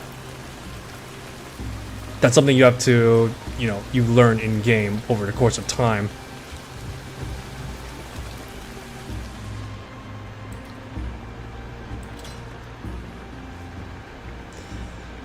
I don't know. That's what it kind of came off as, like, just like somewhere along the lines you just started and you're already formulating a bit of a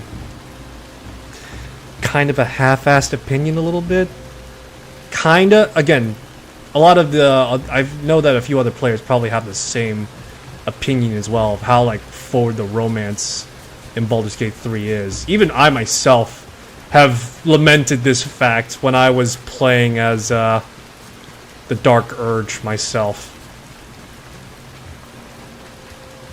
Oh, no more quests? Oh, that's unfortunate. Alright. Alright, I'm gonna switch gears over right now.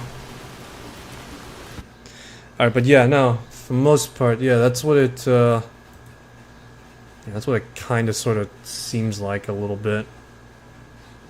It's like you're very early on, and it's just like... But yeah. I still understand where it's coming from to some extent or another, though, where the romance is heavy-handed, though. But yeah, I understand what's coming from, though, where it's, like, more heavy-handed and the like. Alright, next up, we're switching gears right now. Wayfinder, a game that I've been on again, off again enjoying a little bit. Alright, to finish my thoughts off, at the very least, with the previous topic. Alright, but yeah. There are still, like, a lot of... Yeah, the video is just... I don't know, just doesn't seem like a fully completed type of opinion piece, at least a little bit. There are both strengths and weaknesses to some of them. Mostly with Nikke, I would say the problem is that they don't fully commit to, like, the bit at times. They always like to flirt, you know, they like to skirt around it a little bit, and that's really kind of gets on the nerves of some people. And for, well, Baldur's Gate 3 is the fact that it's the opposite. It's too forward, it's too heavy-handed, you know? They commit too much. So yeah. And along with that, there's also a bunch of stuff that the video was missing as well. Again, well, missing in the sense that, you know, it's clear that, you know, started off a little bit, kicked off a few other stuff, and yeah. So there's that.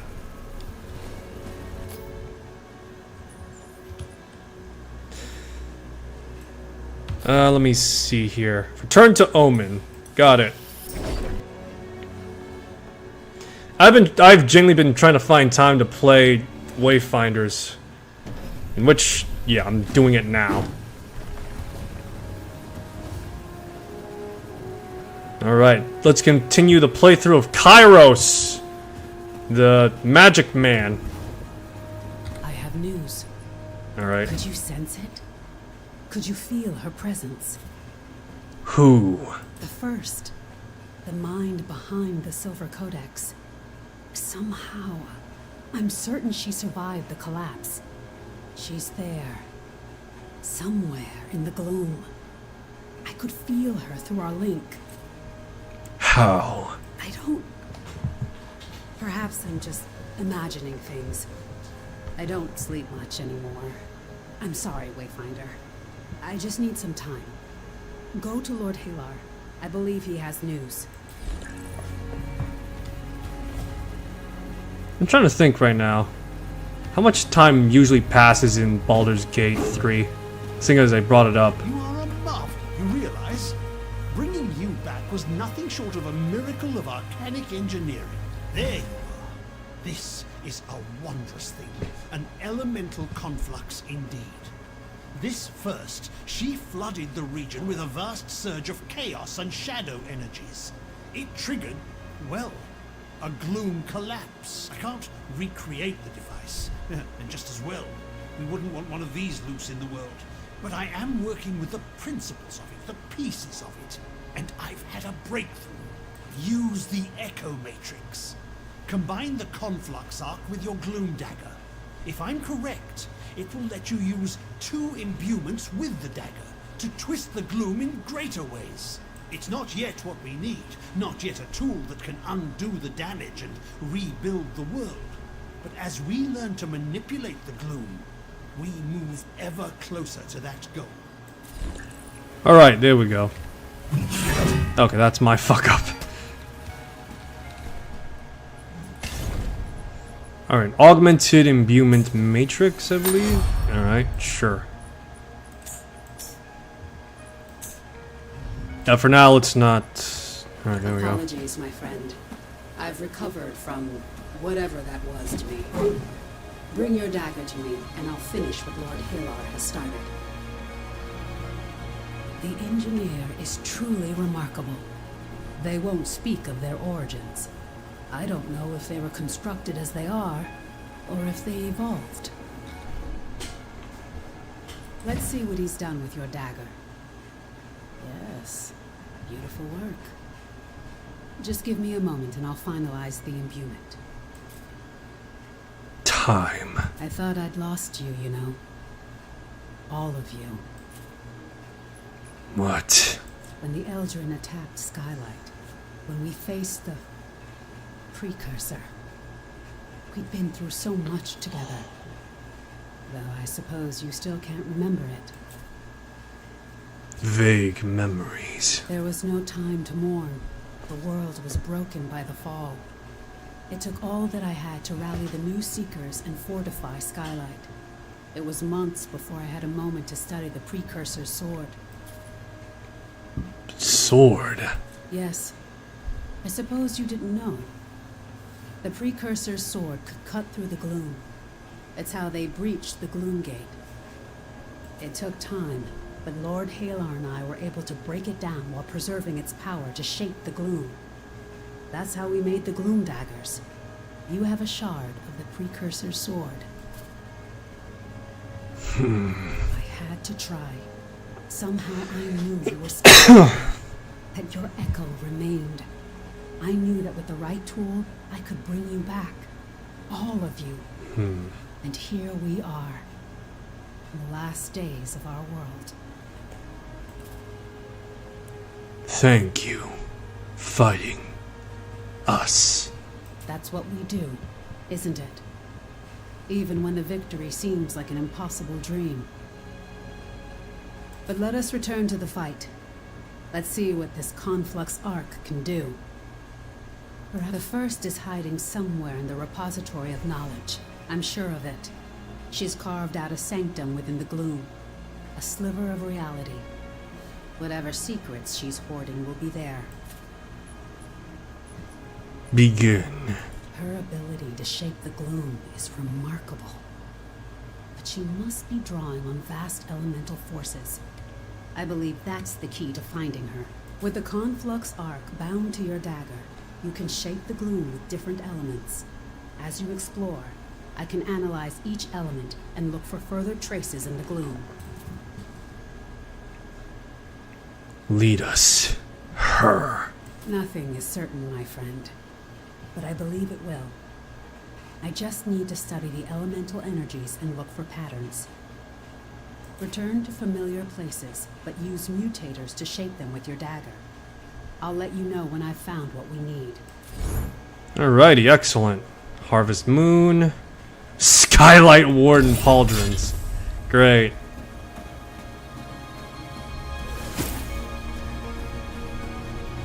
Okay, so let's see here. So we need to complete all... Wow, that is a bunch of stuff to do, but not impossible. So, Bloodwork Expedition requires 2 greed imbuements, Archon and Flora imbuements for the Commander Hunt, Repository of Knowledge, 2 Flora, and the Argent Hand Hunt, Solar and Chaos. I don't know if I have them currently, but you know what? I'll make it.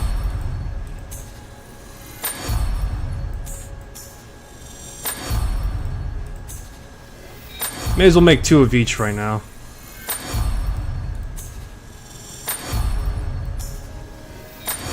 Anyway, I'm trying to think right now. How much time does pass in D&D? Or rather in Baldur's Gate 3?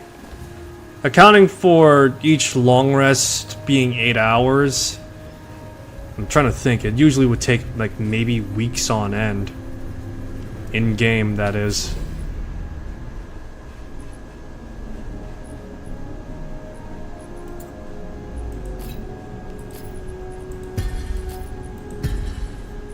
Yeah, it would take like just weeks on end, I would imagine, for the story to actually progress. Which in turn would mean that there is probably a lot more downtime between to get to know each other. Yeah, this is me trying to think above game and in game. In game, they probably doing...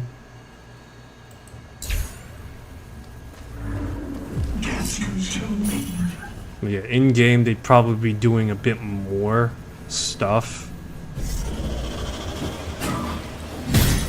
Yeah, there'll be a bit more stuff being done in terms of characterization, like, as well. But yeah.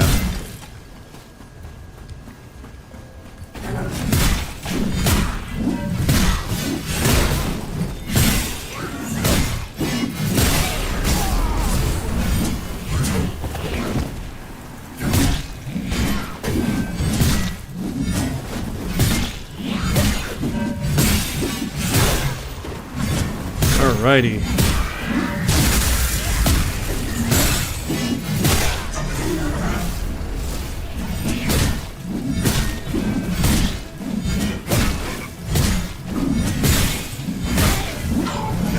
Hells. I'm eating shit.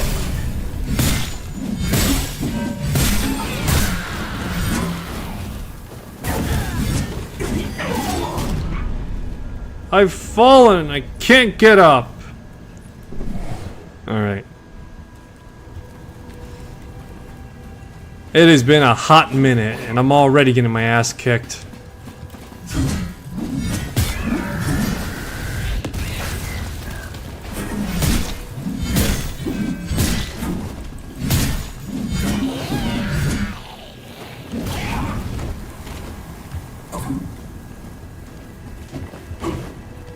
Alrighty, all I've done is just rob one fucking thing.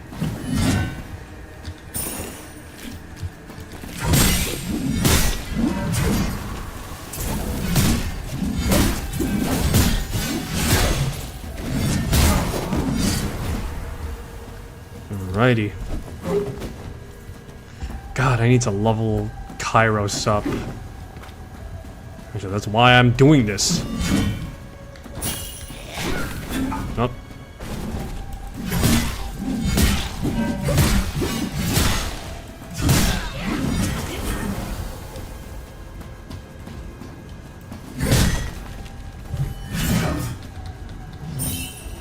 Here we go. Excellent.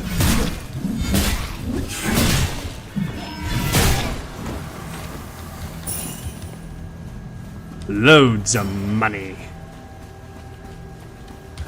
Ah, boy. It's been total chaos for me lately. Well, no, I guess that's probably true.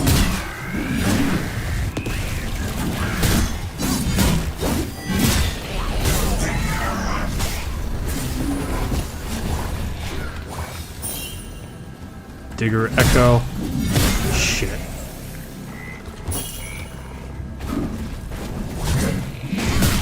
I'm trying to...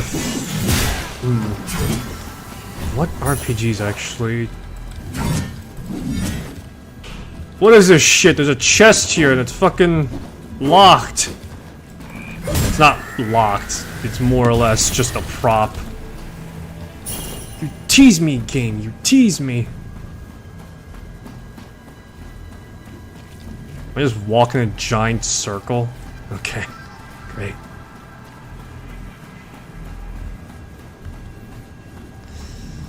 Oh man. I need to diversify my playstyle portfolio a little bit. I've mostly done like close quarters combatant stuff. You know, riflemen, shotgunners, and all that jazz.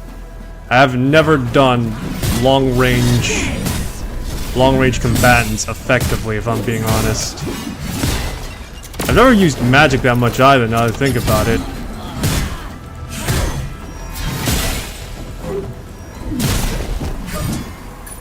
Yeah, I never really did magic before that much. Oh hell yeah, finally! New hood for Kairos! Yeah! It's a green tier hood, but still, it's a hood nonetheless. Alright, let me see here. Yeah, look at that. That looks like a guy with a mask. Alright, whatever, I'll take it. You know, it's the fucking hood's a hood.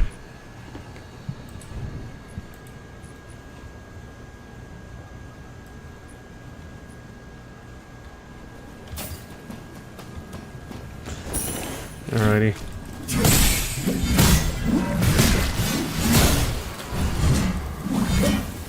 Alright, but yeah, I've not done much builds lately. And right now, I'm just waiting for like a bunch of stuff to come out. Boy.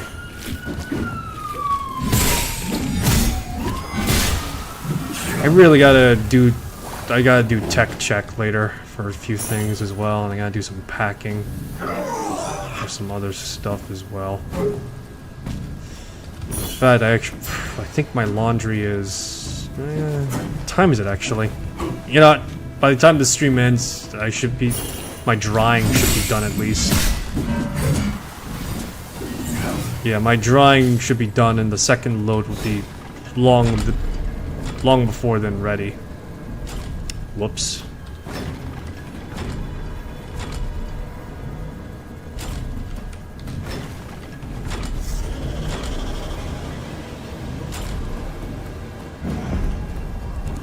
Chest of the Trickster. Am I lucky enough to open stuff? The answer today is maybe.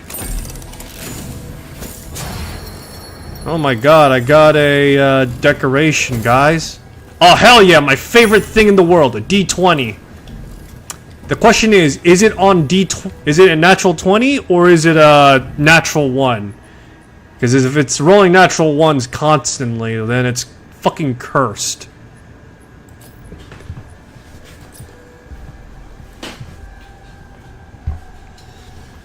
But yeah, they're cursed if it's rolling nat 1s.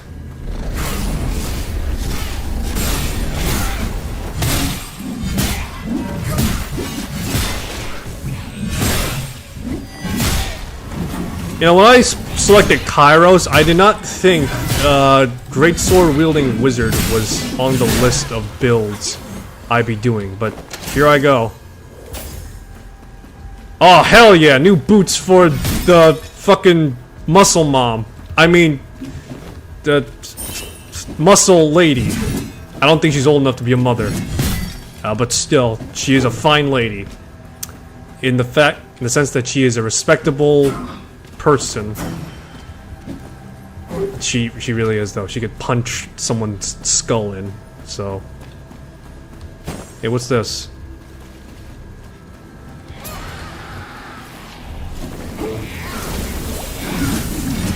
Hells. Feel the wrath of my V rising. Actually, that's something I gotta play again at some point, actually. V rising.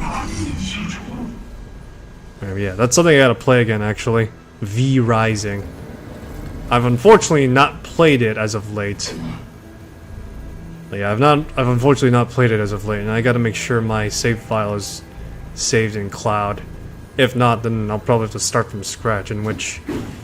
not a bad idea, I suppose. Not a bad idea, but not an optimal one either. It would be an interesting playthrough, though, wouldn't it?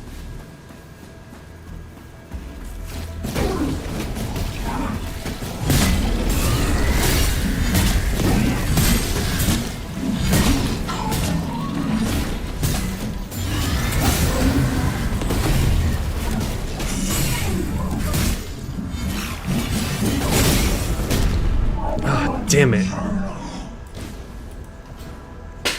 Damn it, I'm eating shit. Alright, let me see here.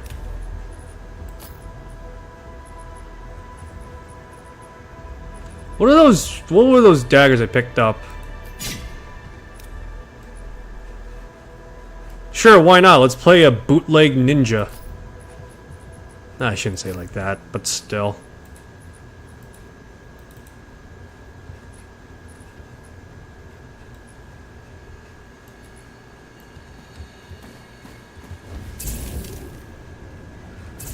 Ah, shit, I gotta... Give me a sec, I gotta... There we go. Yeah, I gotta remember echoes don't transfer over. It's like Warframe, except not really.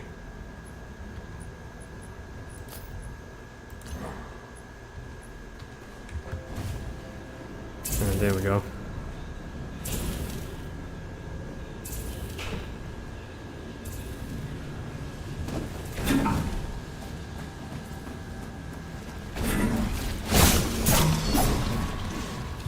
Alright, let's try the dagger. This is a move. This is a weapon set I've not tried extensively. Oh my god! What's her name's got? Nis has got a collar now, guys!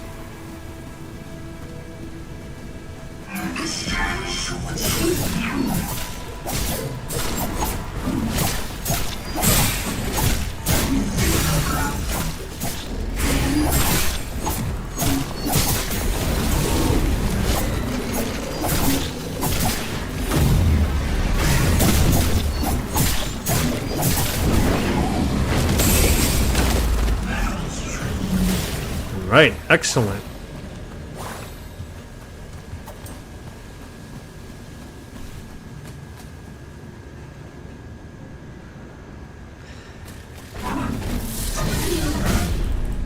The fuck? Just fucking landed on me, that's it! God, I really am eating shit though. This is now the, what's the word for it? This is the skill check phase now, baby.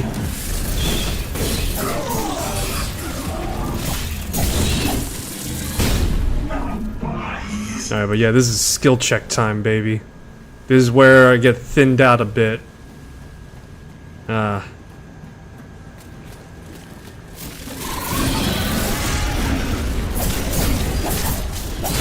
dagger, though, is just extraordinarily sluggish. Oh my god. Oh my god. I gotta complete the hunt as well with this.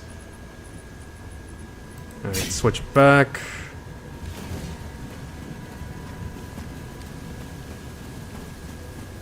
Ugh, boy. Not my finest work right now. Not my finest work.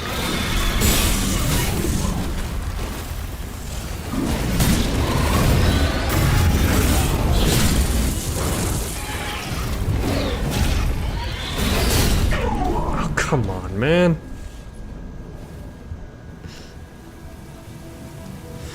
Let's see here. Leo Lunafall is laughing at me. Yes, yes, I know. This is what I get for having to do 2 modifiers that are kicking my ass.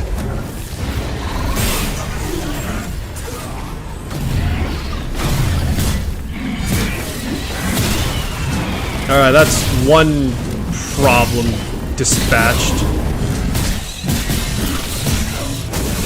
That's another one.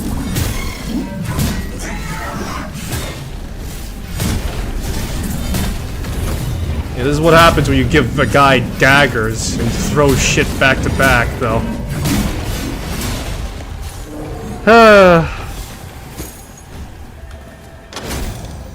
Alright, let's see. Anything good? Stomper Echo. Gold-plated music, but actually, I should probably double check if I think my artifacts are kind of outdated. Let me see here. Yeah, I'm still rocking out like old fucking shit. Alright, let me switch things over right now. I need to bring this up to standard, you know? Alright, there we go. Alright, that's a bit better. A bit better being the key word, because it's not that much better. Archon Elite. Probably, give me a sec. Is there anything? Fuck, I can't use anything at all. Alright, the only thing I would have to do is like dumb it down a bit. There we go.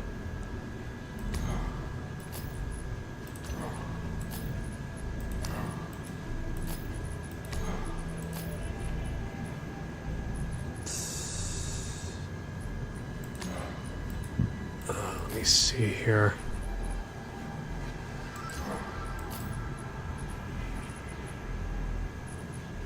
God, I need to refine all of these so that they don't take up as much space. Someone's gonna say, apart, you're just slapping anything that fits. And you know what? You're right, I am slapping down anything that fits. Alright, there we go. Alright, I should stand a slightly better chance now. Oh my god, all that work for a jar. Great.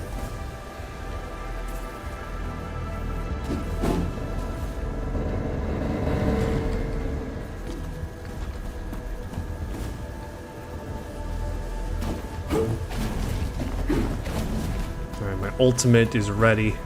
Being able to slam people into the floor.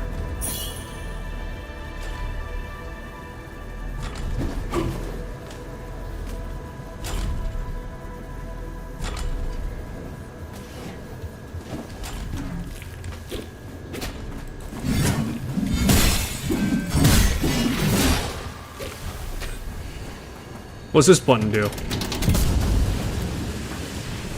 Oh, okay.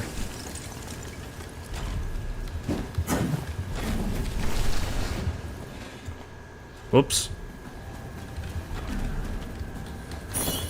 Some money on the floor.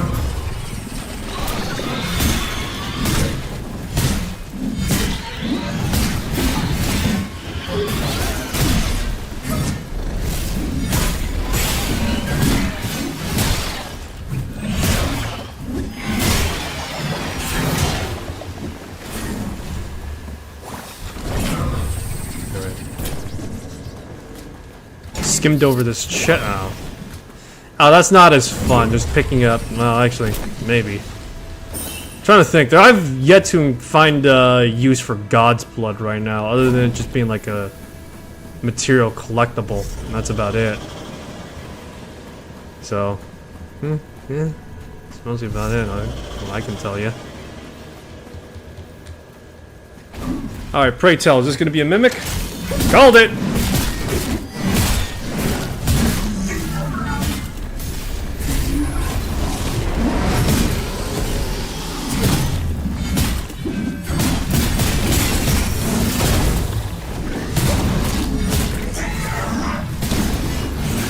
Alright, what did this mimic have? Anything good? Treachery! Okay. Anything else? That's it? Just the skin?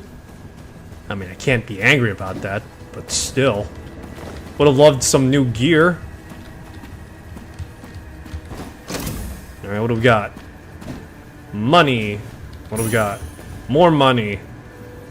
Anything else besides me getting my ass kicked?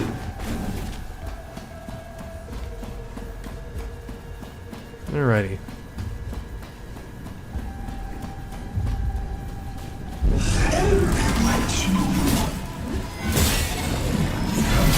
God, all these guys have got their physical stuff augmented. What is this absolute horseshit hellscape?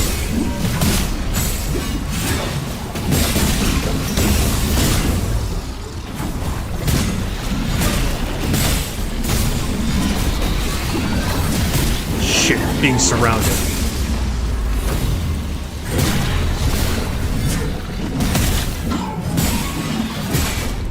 Ah. Ate shit. So do I have to... Oh no, never mind. I was gonna say, because I'm looking at it, it says and, so because now 2 are available. Alright. Jeez, this is what I get for using the fucking greed modifier though. So you pick up money, you eat shit and die. That's really what it is.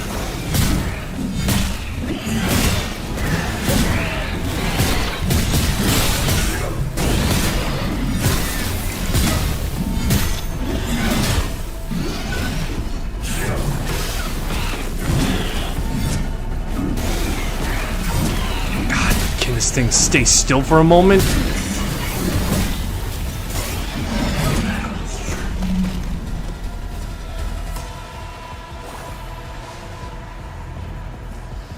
Oh boy, not my finest work. I'll concede to this notion. It's not my finest work due to the amount of time I got my ass kicked.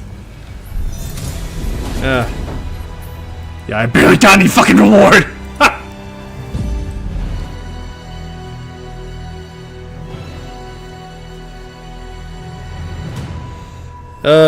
Alrighty. What was it? Omen wanted to talk with me? Kairos. Omen! Hello again, my friend. Thank you for answering my call as quickly as you could.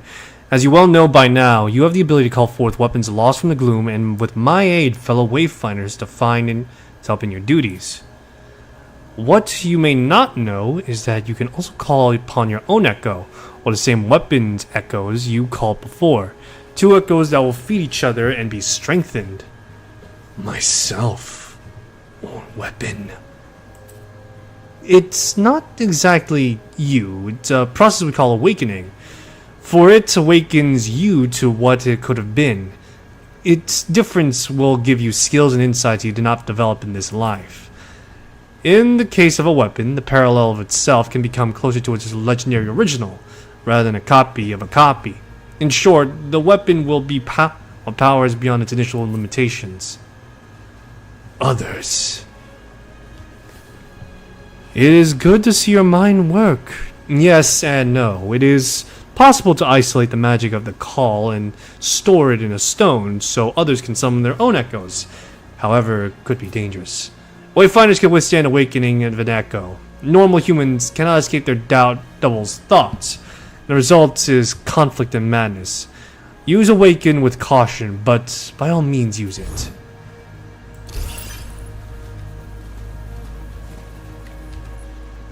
So how do I...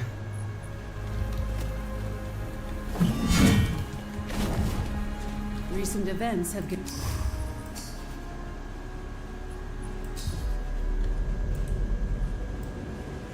That's not what I wanted to do. Give me a second, let me skip that.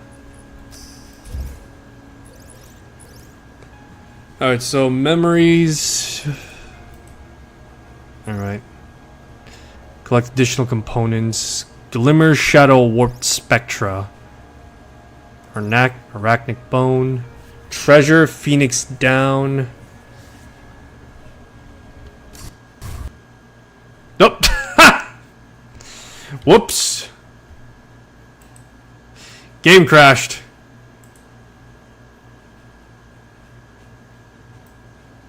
Alright,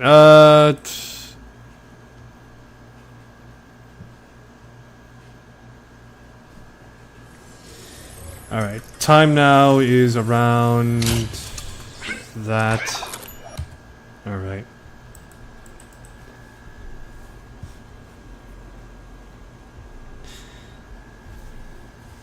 Alright, so if I want to try and get any of the other stuff, I'm going to have to try and, Alright, yeah.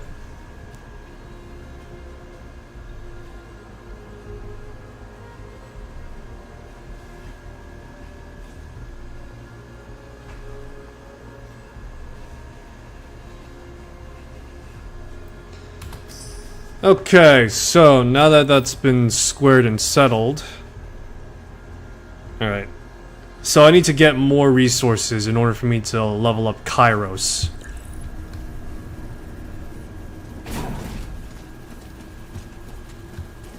Scarlet was devastated by the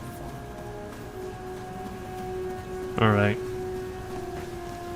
So I just gotta unlock one of them to properly unlock them all.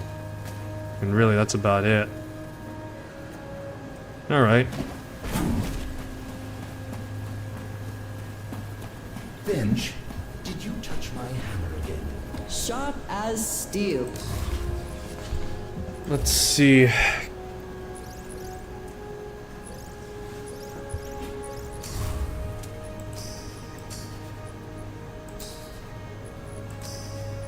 Arcane Harvest, momentum level.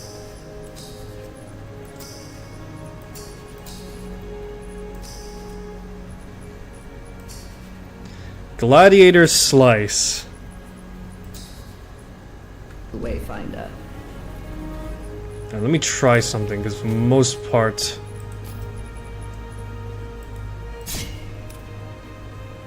A lot of the times when it comes to certain builds, I'm falling short in certain things.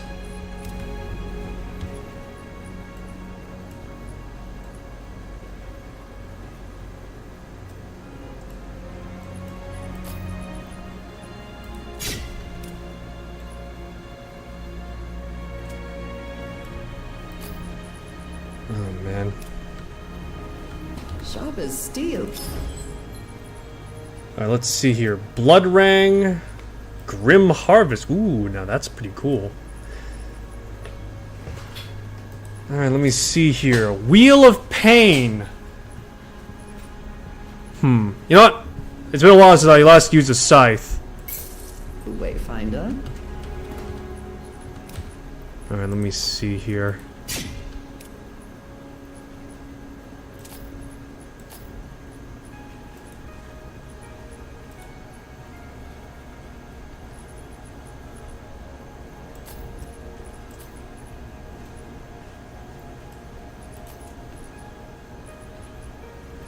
Alrighty, yeah! Let me see here. What can I do to make this more to my personal standards, I guess?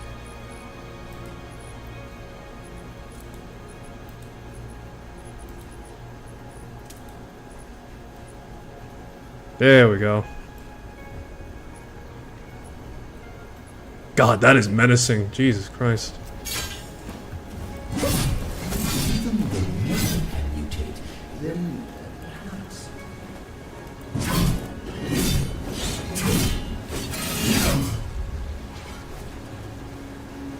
Funnily enough, I did watch a video where, like, that was, like, kind of sort of talking about if a scythe would be practical in a battlefield.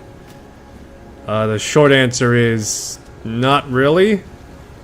Due to the fact that the spear's heft is, or due to the spear's outward protruding blade is just unwieldy. I mean, at that point, you may as well just go with a spear. Alrighty. Before I go in again, gotta level out my stuff again.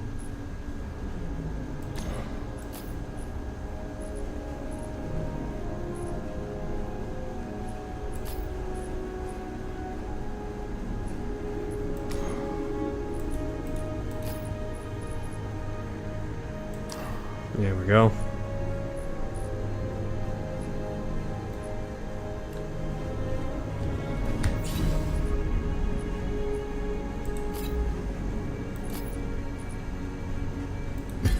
Alright, so let's do this. So repository, I need to have 2 floras. 2 floras! Great, okay. So it's either I do the Archon Commander Hunt, which will be Flora and Chaos, or the Argent Hand. Oh, hello. Alright. I don't have any cracked Spectra. Need something? Alright, let's see if I can take on the Archon Commander with the Chaos and Flora modifiers. I'm curious myself.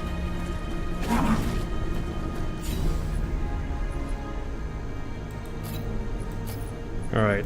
Chaos and Flora.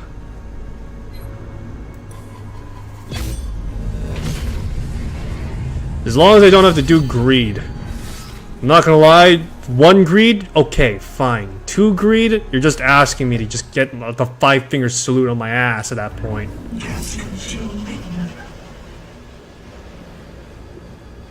Chaotic spores spread.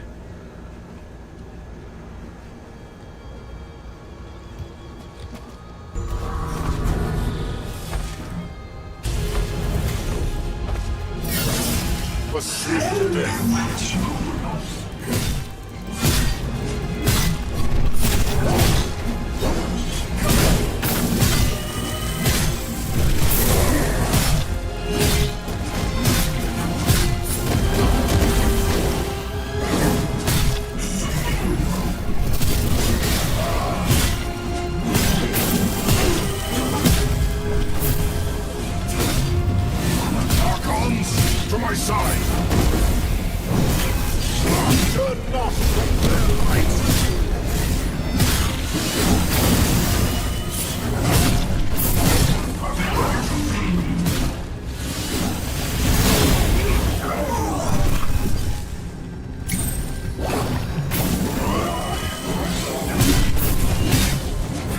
Oh, boy.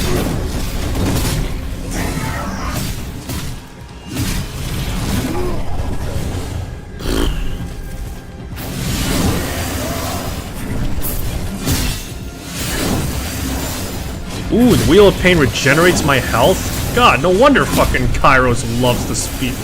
Love this thing. Lives in me!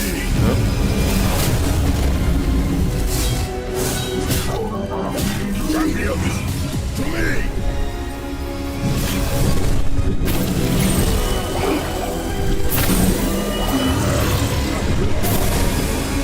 Right my blade!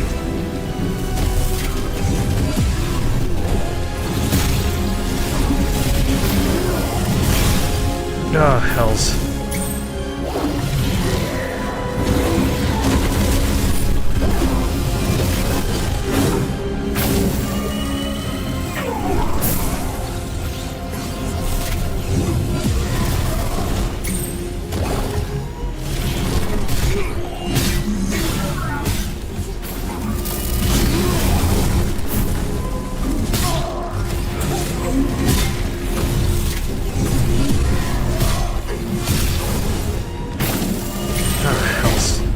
Fuck.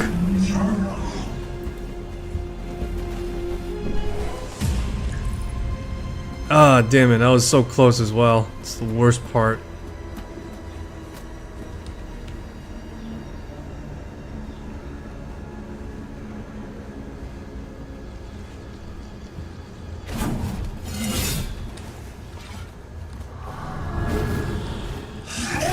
Lay down your arms, Paladin, and I shall grant you a swift death.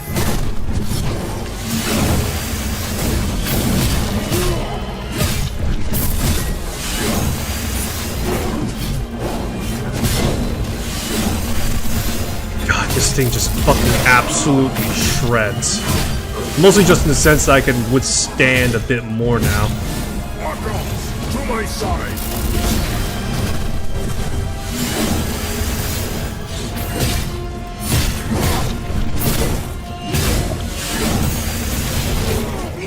My blade!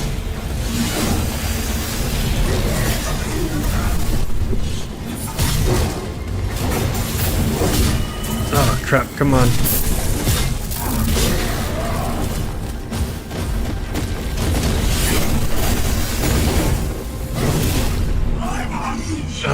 damn it.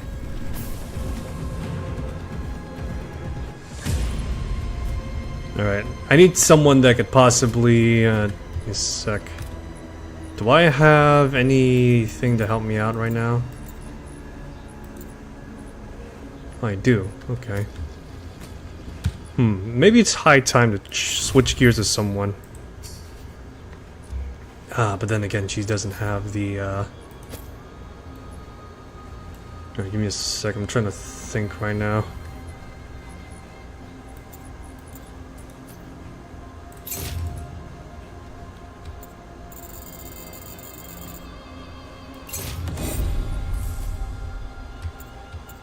Son of a bitch, it's only enough to get her to level 14. Gosh darn it, fuck.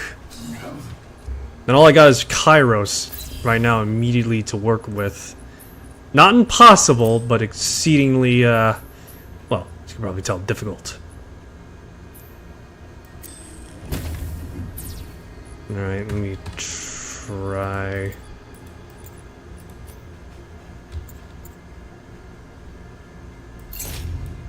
I may be enough to bump him up to level 20 after this excursion.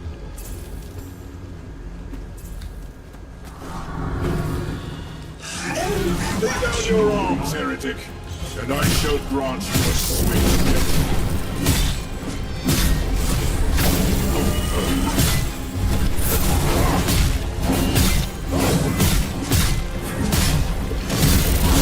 Kneel before the archers. Archons, to my side!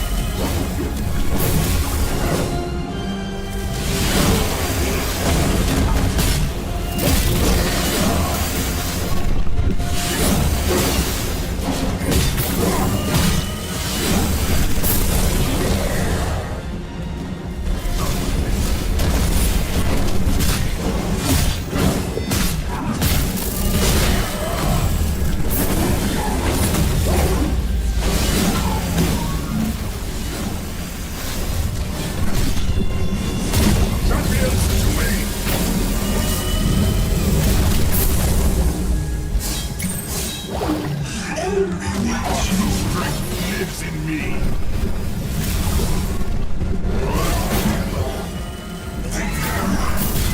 Oh shit, come on, move. God damn it. God, I'm fighting the stage more than I am fighting this guy.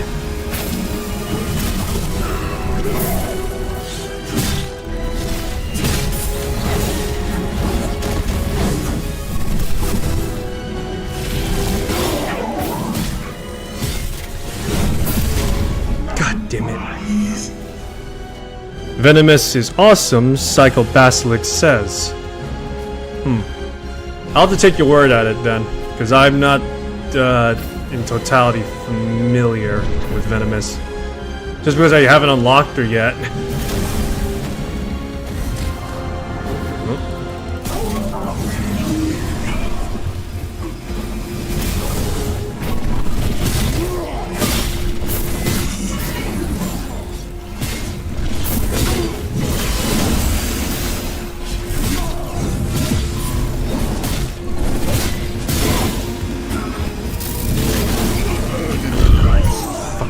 Shit. Ah, fucking hell. Here might be.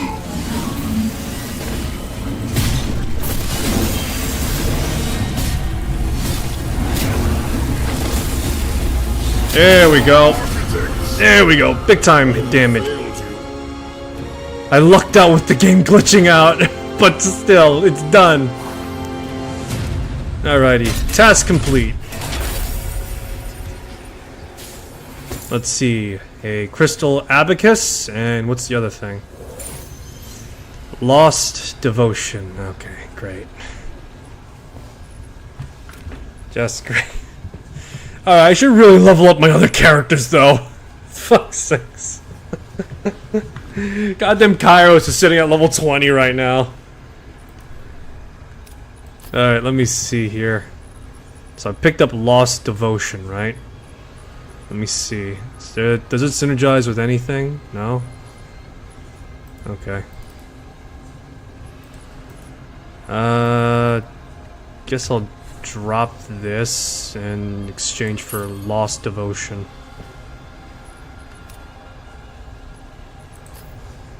Alright. Let me see. So... Brood Hunter and Foregone Emissary. Do I have any... Alright, fine. We'll go with that. Synergy. Best thing you do is focus on one character till the end of the game. I mean, yeah, I guess. I'm playing Kairos right now, so... kind of sort of a little bit weak as tissue paper. Although, then again, that might be just the way I'm playing. Let me see. I want to try and at the very least use other weapons. Yay! Hunt complete. Got all this stuff.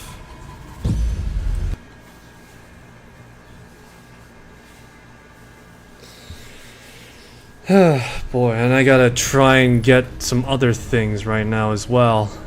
Or just like pretty much grind for other stuff like awakenings. Starlight calls. Oh, no, there we go.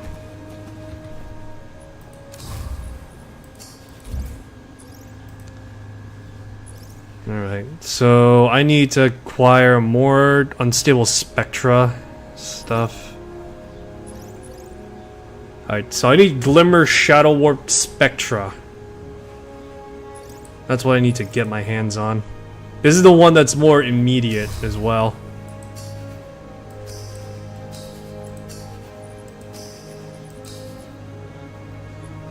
Nightshade. Alright. You'll get there. If you get stuck, say something. Yeah. Right now, I'm not so much stuck. More or less, I'm just eating a lot of shit right now. That's really about it. Trying to, at the very least, use other weapons and such. Right now, I'm pretty much going through the hazing process, part 3, I think, at this point, for this game, I imagine. Mostly just so that way it's like having to try out different modifiers for different hunts and scenarios. God, I need to get more flora stuff though. Never lower. Alright, let me see. Radiant Dawn, Grim Harvest. Your god. What do I have for sale? Because I got like I got like a bunch of stuff on. Oh, I got like a bunch of stuff in my back pocket right now. Too many things in my back pocket. Just get rid of the low-level stuff.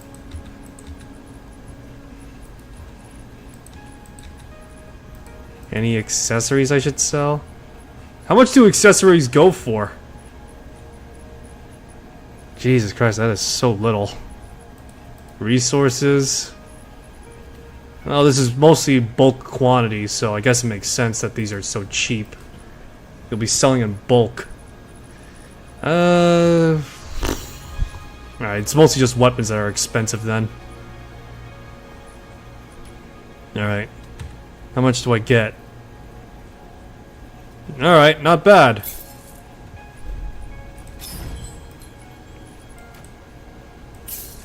Just get another sword and board. Alright, Bone Geyser.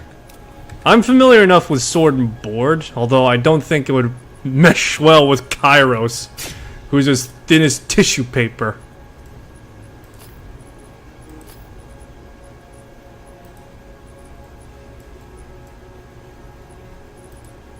Alright.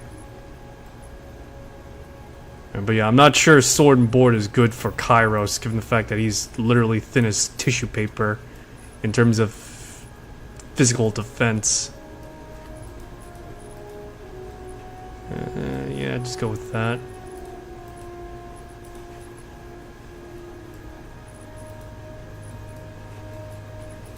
Which one of these is like...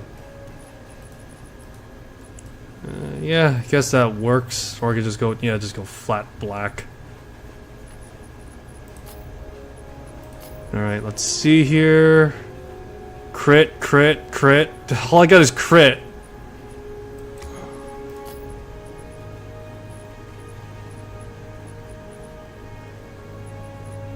I'm trying to figure out where all this stuff is.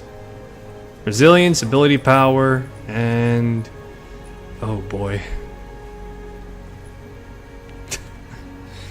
You know, let's go with this.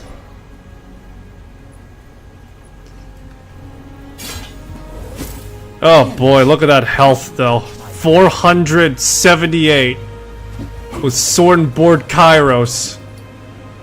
If that isn't suffering, I don't know what is. Alright. I need to get more resources to make the I need to get more resources to make the flora, so I'm gonna have to go on a excursion hunt.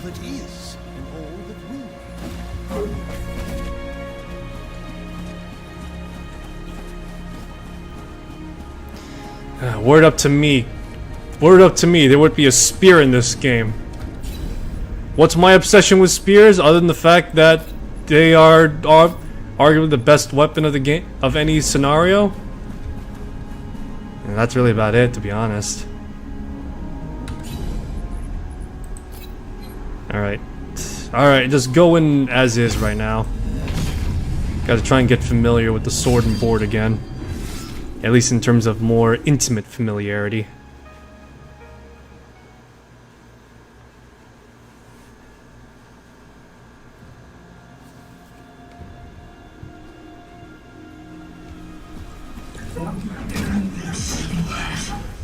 Alright, explore the repository of Alright, explore the repository of knowledge.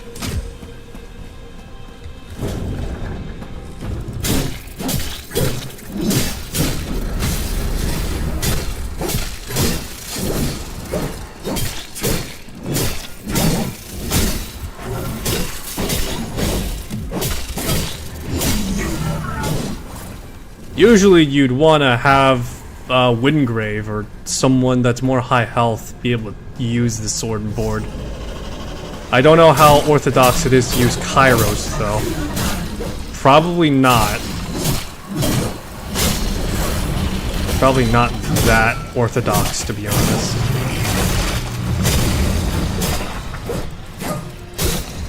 Although then again, this is moving pretty fast.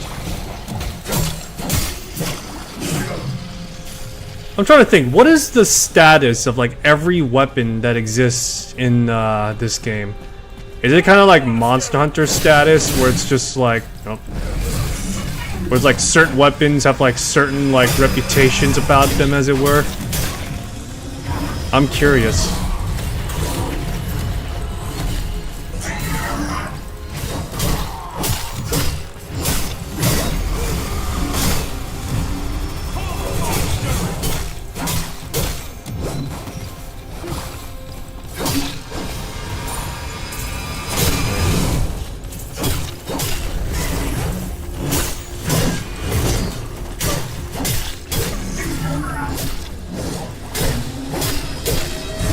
There we go.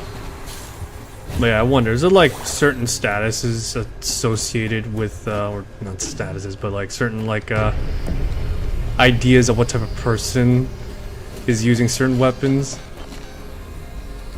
Probably thinking about too much.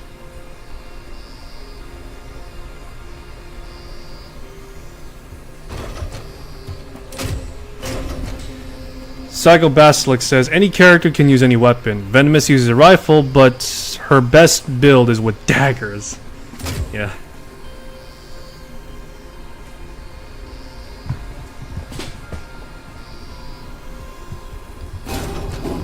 I should really actually try the daggers, actually. This is a better scenario to test out daggers.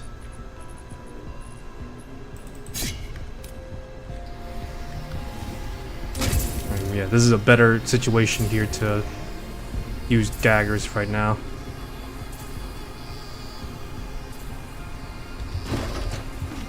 Yeah, what could possibly go wrong? A shadow man, thin as tissue papers, using a dagger. There we go. Alright, sweet. Loot is available.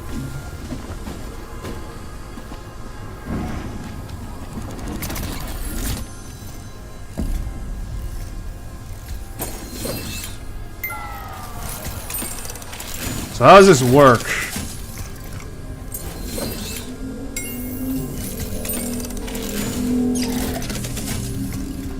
Oh.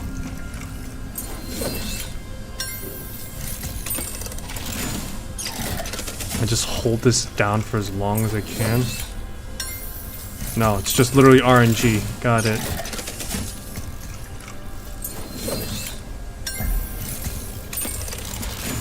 Tricksters game a chance.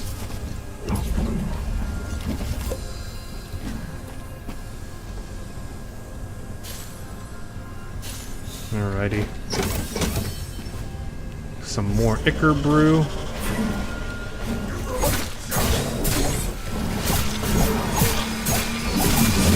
God, this is miserable. I don't think Kairos has like anything he could possibly do with daggers effectively. Yeah.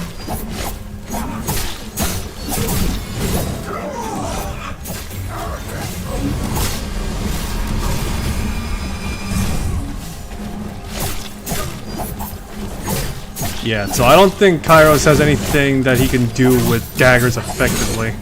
Either that or maybe just suck with daggers. Both are equally likely, to be honest, from what I've played of Kairos. But yeah.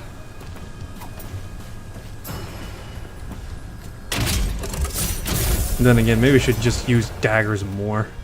See if it gets better with Kairos. Probably not. But yeah. I mean, to be fair, Kairos with daggers is a bit of a mood. Mostly just due to the fact of his, you know, occultish look and all that. Hood and everything. He could be an assassin, or a cultist, or an assassin. A really terrible assassin, but still.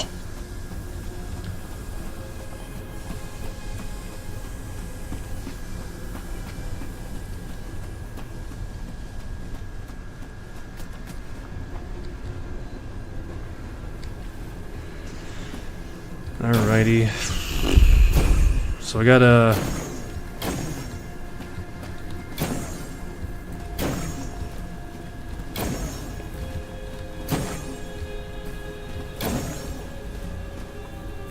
Oh, I see. It's the other way around.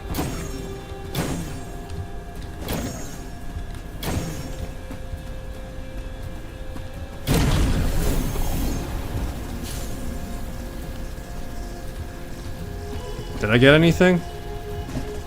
I don't even know what I picked up. Alright, so weapon level doesn't matter with character level. Alright, interesting.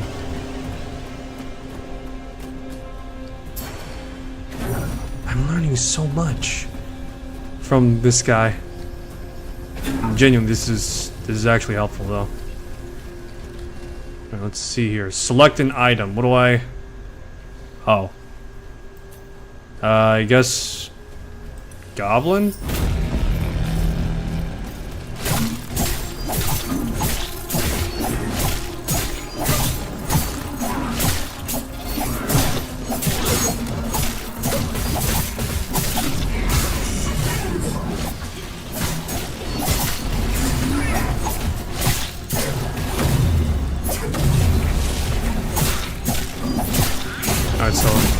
Alright, so yeah. Weapon level doesn't matter, just character level. Got it. Well, I mean, aside probably kitting out my weapon with echoes for sure.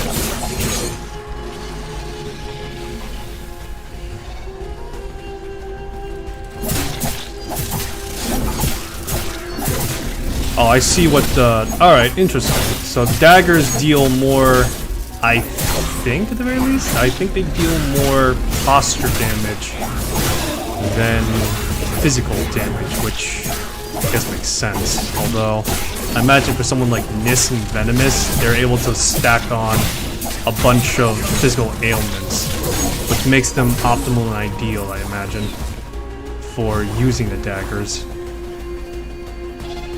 Alright, that is genuinely something.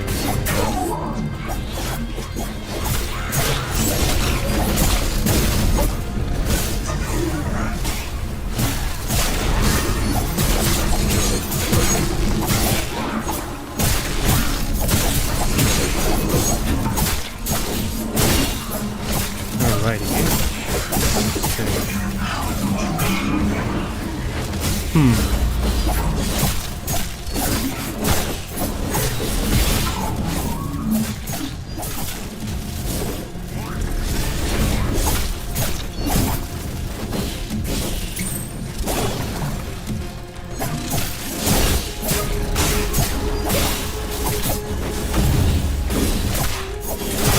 Okay.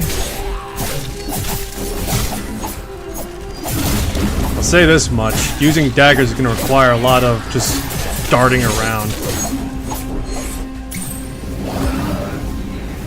It requires a lot of darting around and traversal stuff. Things that I don't have as Kairos. I mean, you could have a level 30 character, level 30 weapon on a level 1 character. Nope. Oh no, I've fallen and I can't get up. Damn it, I got distracted. Oh well.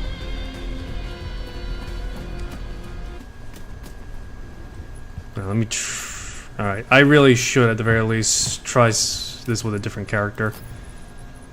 Alright. Bloodsong or Wind? You know, I'm curious, what is this about Gladiator Slice?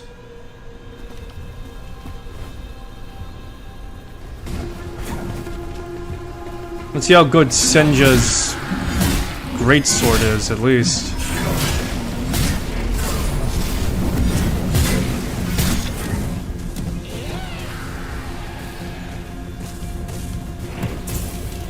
Just literally in the middle of a hot zone.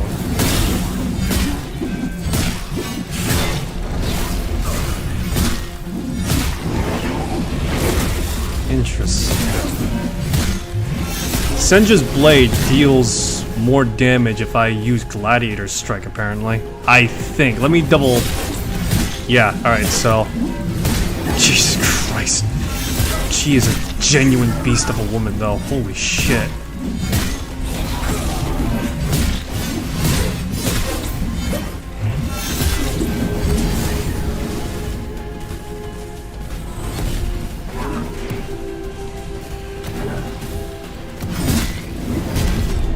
Son of a bitch again.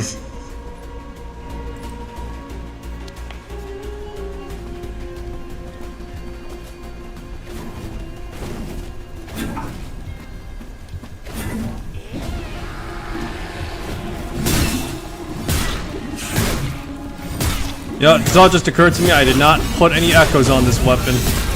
That's my fuck up.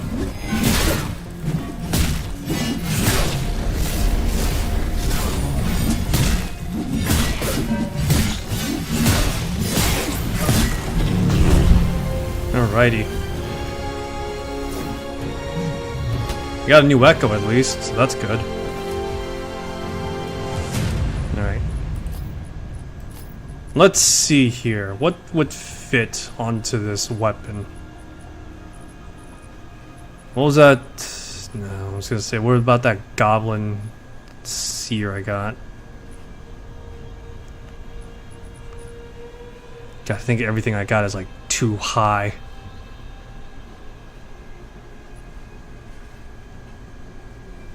Physical defense, break. Oh, I'm fucking capped out with it.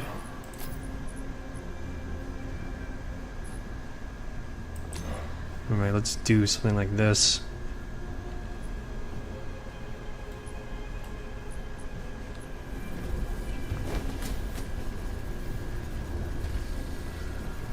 Alright, can I access this?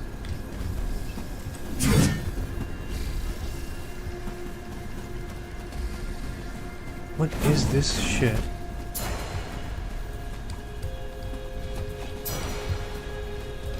Am I missing something when it comes to this, or? Oh. Alright, fine, be that way, game. I don't want that chest. I totally want that chest, but I don't know how to get to it. Another archstone.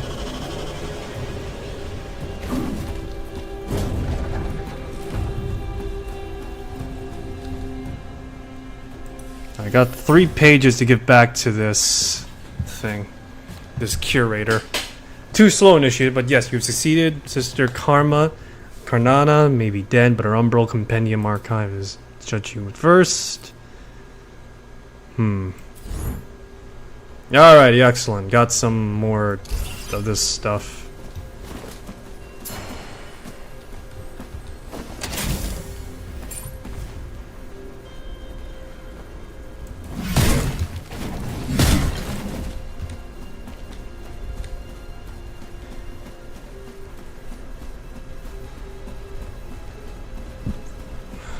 Just a giant slime in the center of it all. Oh, fuck.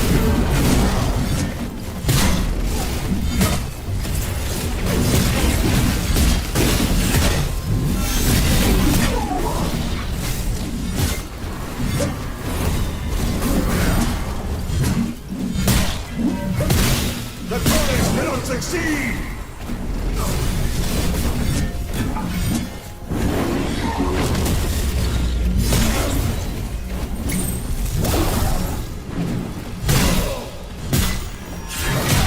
Right, come on.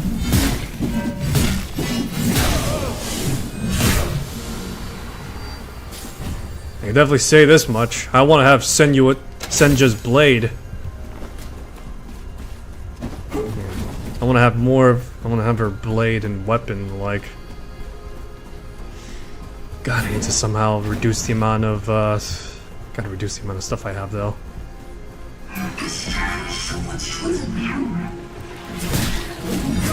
I really wish. Actually, no, I don't think I want to know what Kairos is saying. Let's just leave it up to mystery. For all intents and purposes, he could be saying something witty, and I wouldn't know. Let's keep the mystery and allure that way, yeah?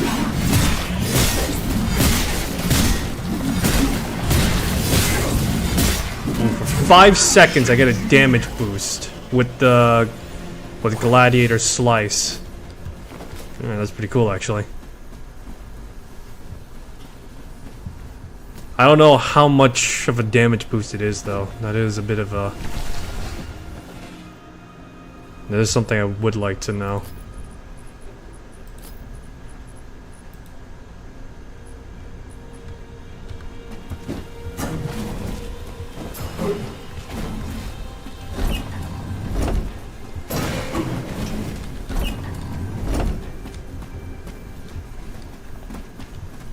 Anything around here? No? Okay. Alright, let's try below. Aha!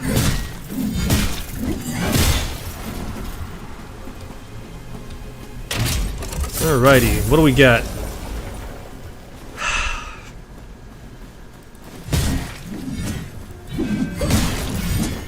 Alright, let me take a look at what this helmet is.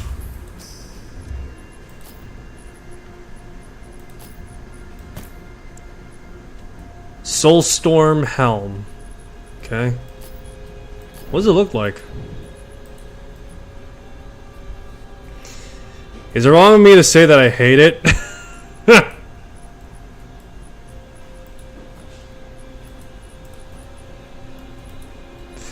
I mean, it is a helmet. I'll give credit where credit's due. It is a helmet. So,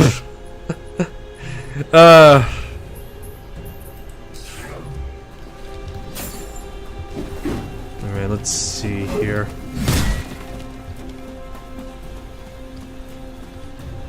It's gotta be a hell of a sight to see, though. I'm trying to translate this over to like D&D, like how hilarious it is to see a mage character just wielding a Fucking great sword.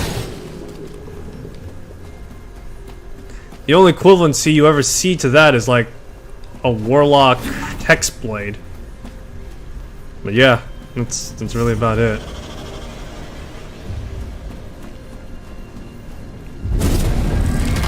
Oh my god. I was expecting many things, and among them was not that.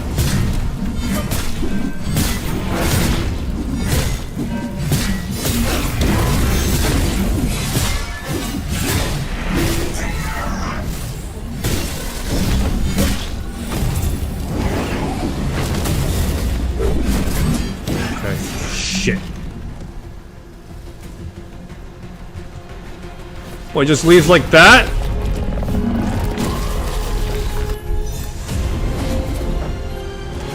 Well, shows what I know, I guess. Dude just left just like that. Alright. What time is it? Alright, so I have enough time to do one more what the fuck? Oh. Anyway, I have time to do one more excursion as we are nearing curtain call. Or we're past curtain call, but still. Alright, okay, so let me think right now. I gotta slap on echoes. Let's see, resilience, magic defense. Man, I just got like a bunch of magical defense. Ability rating, and let's see here. Equilibrium. God, all I got is just equilibrium. Alright, fine, go with equilibrium. Be that way, game. Okay.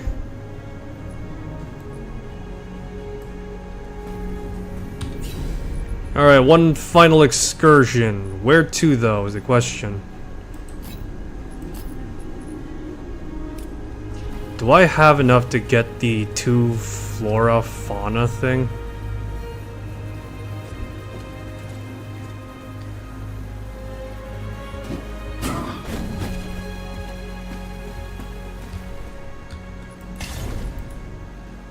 God damn it, how the hell did I not get enough spectra? Alright, fine, give me a sec. So I gotta go to the Highlands, and then afterwards... Alright, fine. Let's do some spelunking in the overworld a bit, then. After that, I could probably make some more stuff. Actually, there'd probably be an event as well on the way.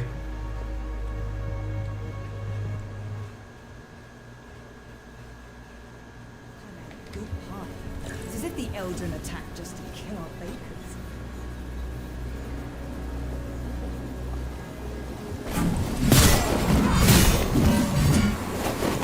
Let's see, any one of these guys drop anything? No? Okay.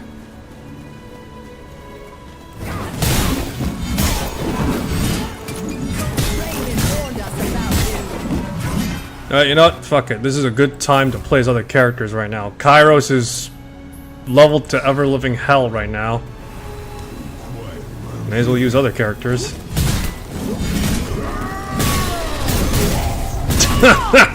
Jesus Christ.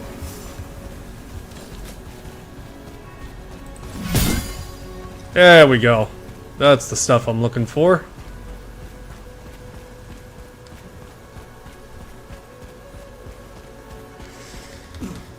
Nope. Nope. Alrighty. So let's see if we can find some of the crack stuff, so at the very least I can make one more. And then afterwards, just do one of the things. The repository of knowledge will be easiest to complete, I think. Mostly just because it's a poison environment. Yeah, it's mostly just the poison environment type thing to deal with. Should be relatively quick to deal with, assuming that I can get by in the first place.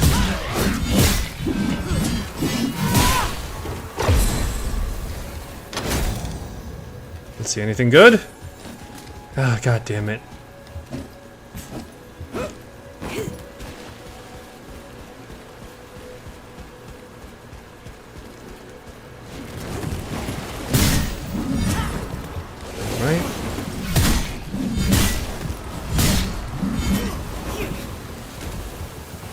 God, what I wouldn't give to have a different greatsword right now. In the sense, not cosmetic-wise, just like statistically wise. I want to see what the other weapons are like. Gosh darn it.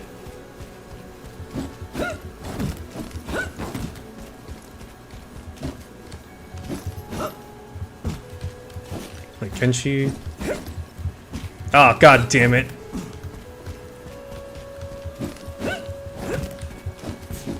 There we go.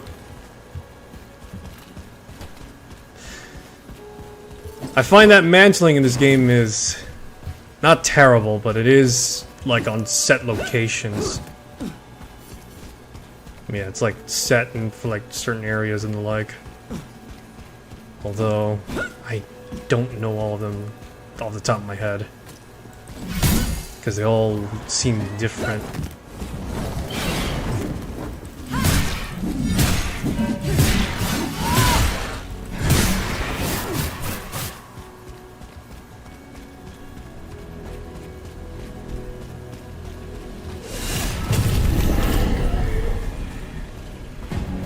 Am I in the right area? I think I might have gone past the high. No, wait, I'm still in the highlands. No. I was gonna say, just like, it doesn't seem like I'm somehow missing all this Spectra stuff. Guess where this fist is gone.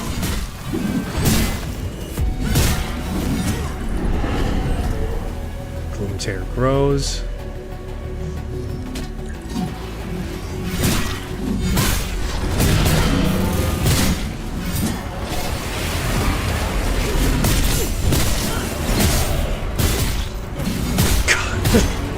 Oh my god. Just starts throwing hands. Forget the sword.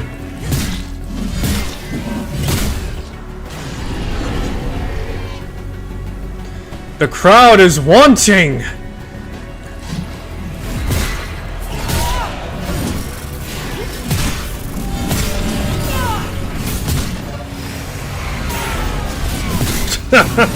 Sweet Jesus Christ.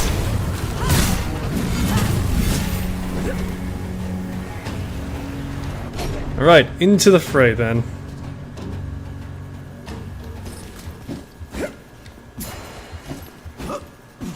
Wonder what cosmetics Senja has. I wonder what all the cosmetics the characters have, actually. I've been trying to find information on what cosmetics were available when this game was an MMO, because odds are... Because I know that the developers did say that because the cosmetics pretty much suited the same way armor would theoretically work, they were able to pretty much repurpose it that way. And so I'm trying to find information at the very least on what they looked like. There isn't that much to go off of other than like an incomplete wiki, and that's it. Cheer for your champion!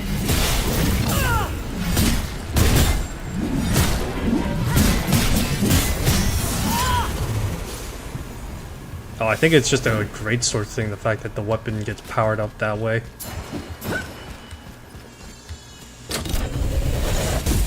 Legion lamp, and what's this? Anything good?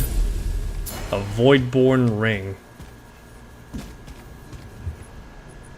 Well, may as well. When in Rome. Let's see, where is it?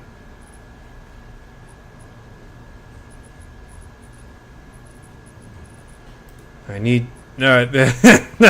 Yeah, make everything smaller. Alright, yeah, there we go.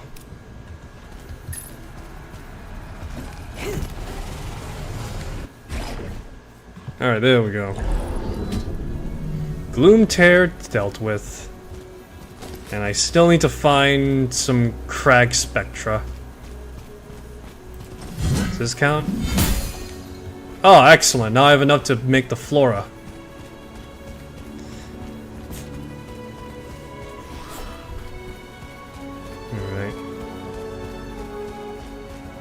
So Solar and Chaos for Arch in Hand the Hunt.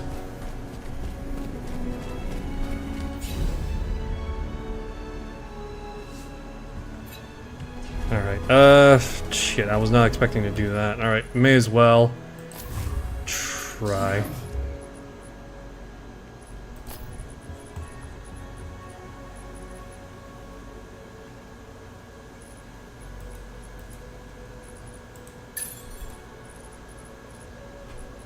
Let me see.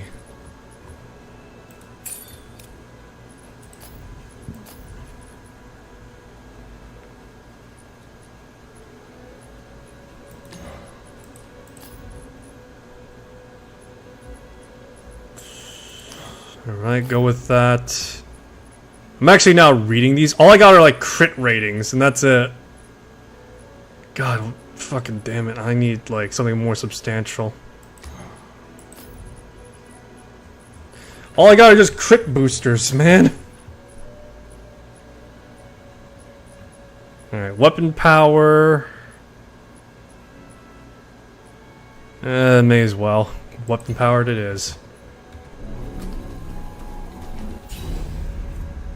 Alright, so I need solar and chaos. So, chaos and solar.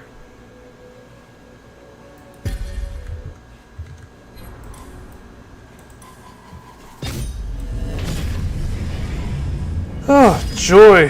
Lovely. And I gotta fight fucking monks too. Great.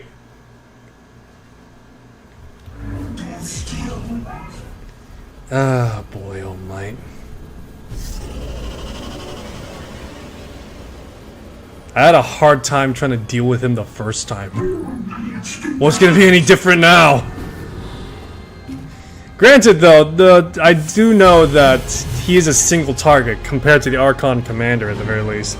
The problem is now is the fact that when the Argent Hand unifies as one, he has like what is equivalent to that of a one-inch punch, which effectively means he just shotguns blast me in close proximity.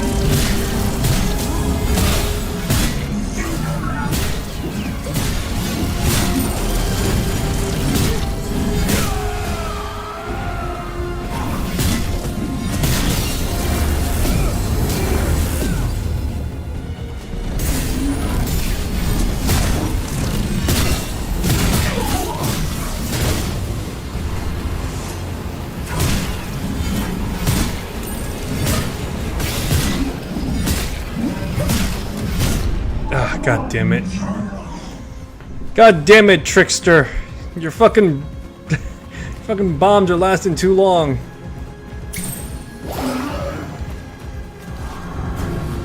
Oh, pfft.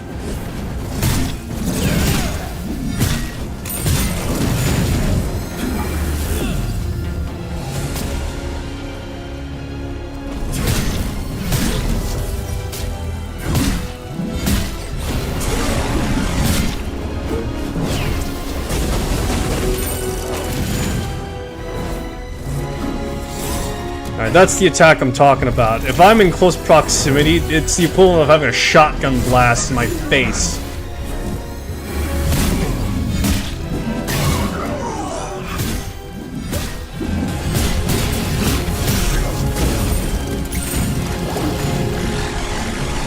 Oh my god. I'm supposed to fight this guy with the fucking environmental hazards that's completely burning? Ah, son of a bitch. Yeah, that was like 1 inch, I'm dead.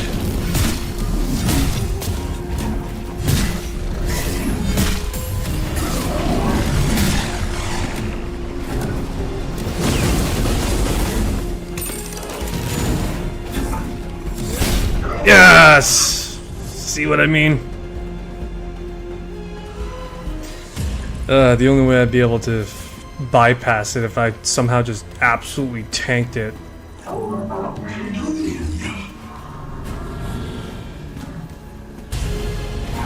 Yeah, only by some metric I'd be able to bypass it. It's as though Argent Hand wasn't hard enough, you gotta throw Fire Floor too. Floor is actual lava.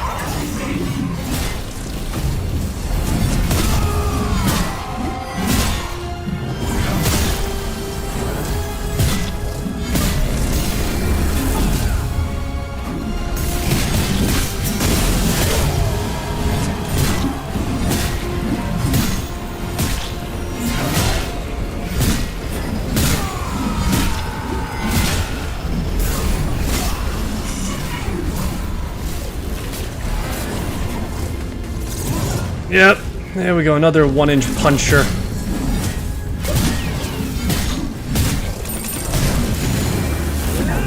Oh, come on.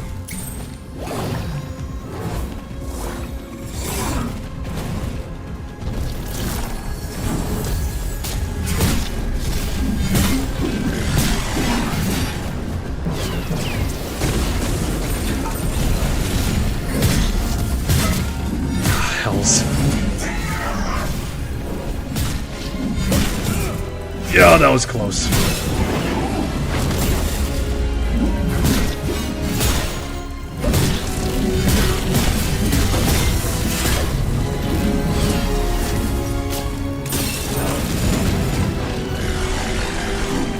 Hells.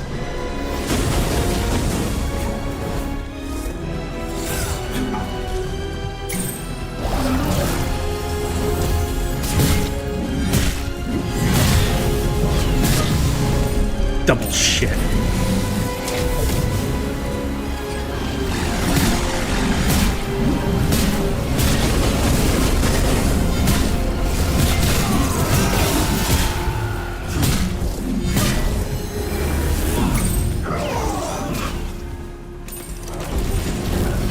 God, I feel like this entire thing is like some sort of like jeez. Feels like some sort of like MMO reference where it's just like, stop standing in the fire!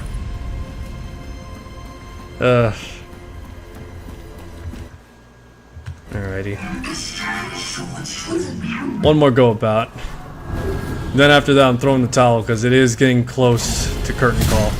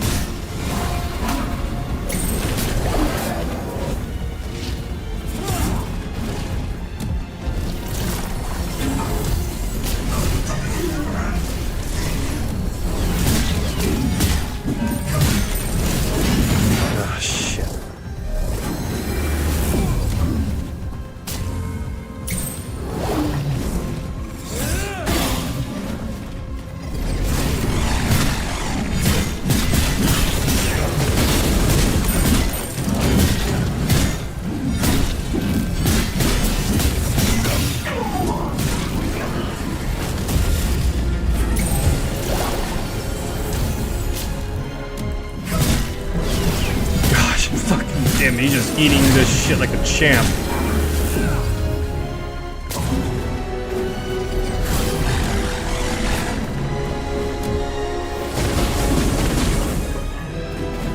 Oh god, come on. Another 1-inch punch.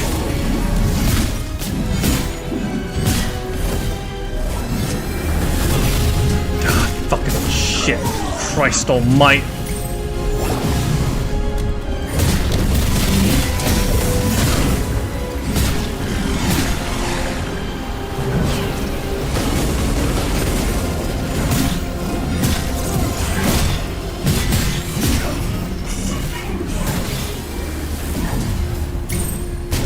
Ah, fucking hell.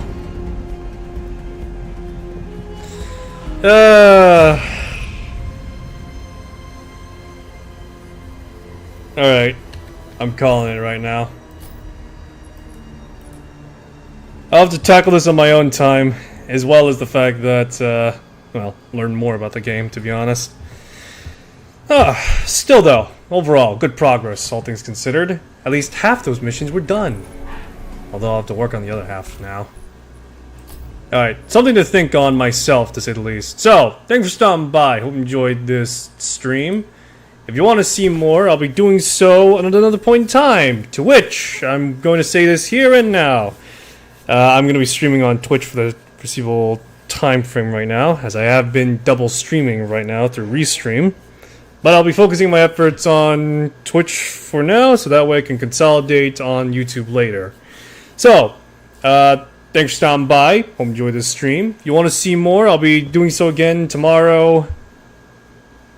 You know, I am genuinely trying to think when tomorrow I'll be able to stream, because I'm gonna be going out tomorrow. I'll be back, obviously, but at a different computer, so...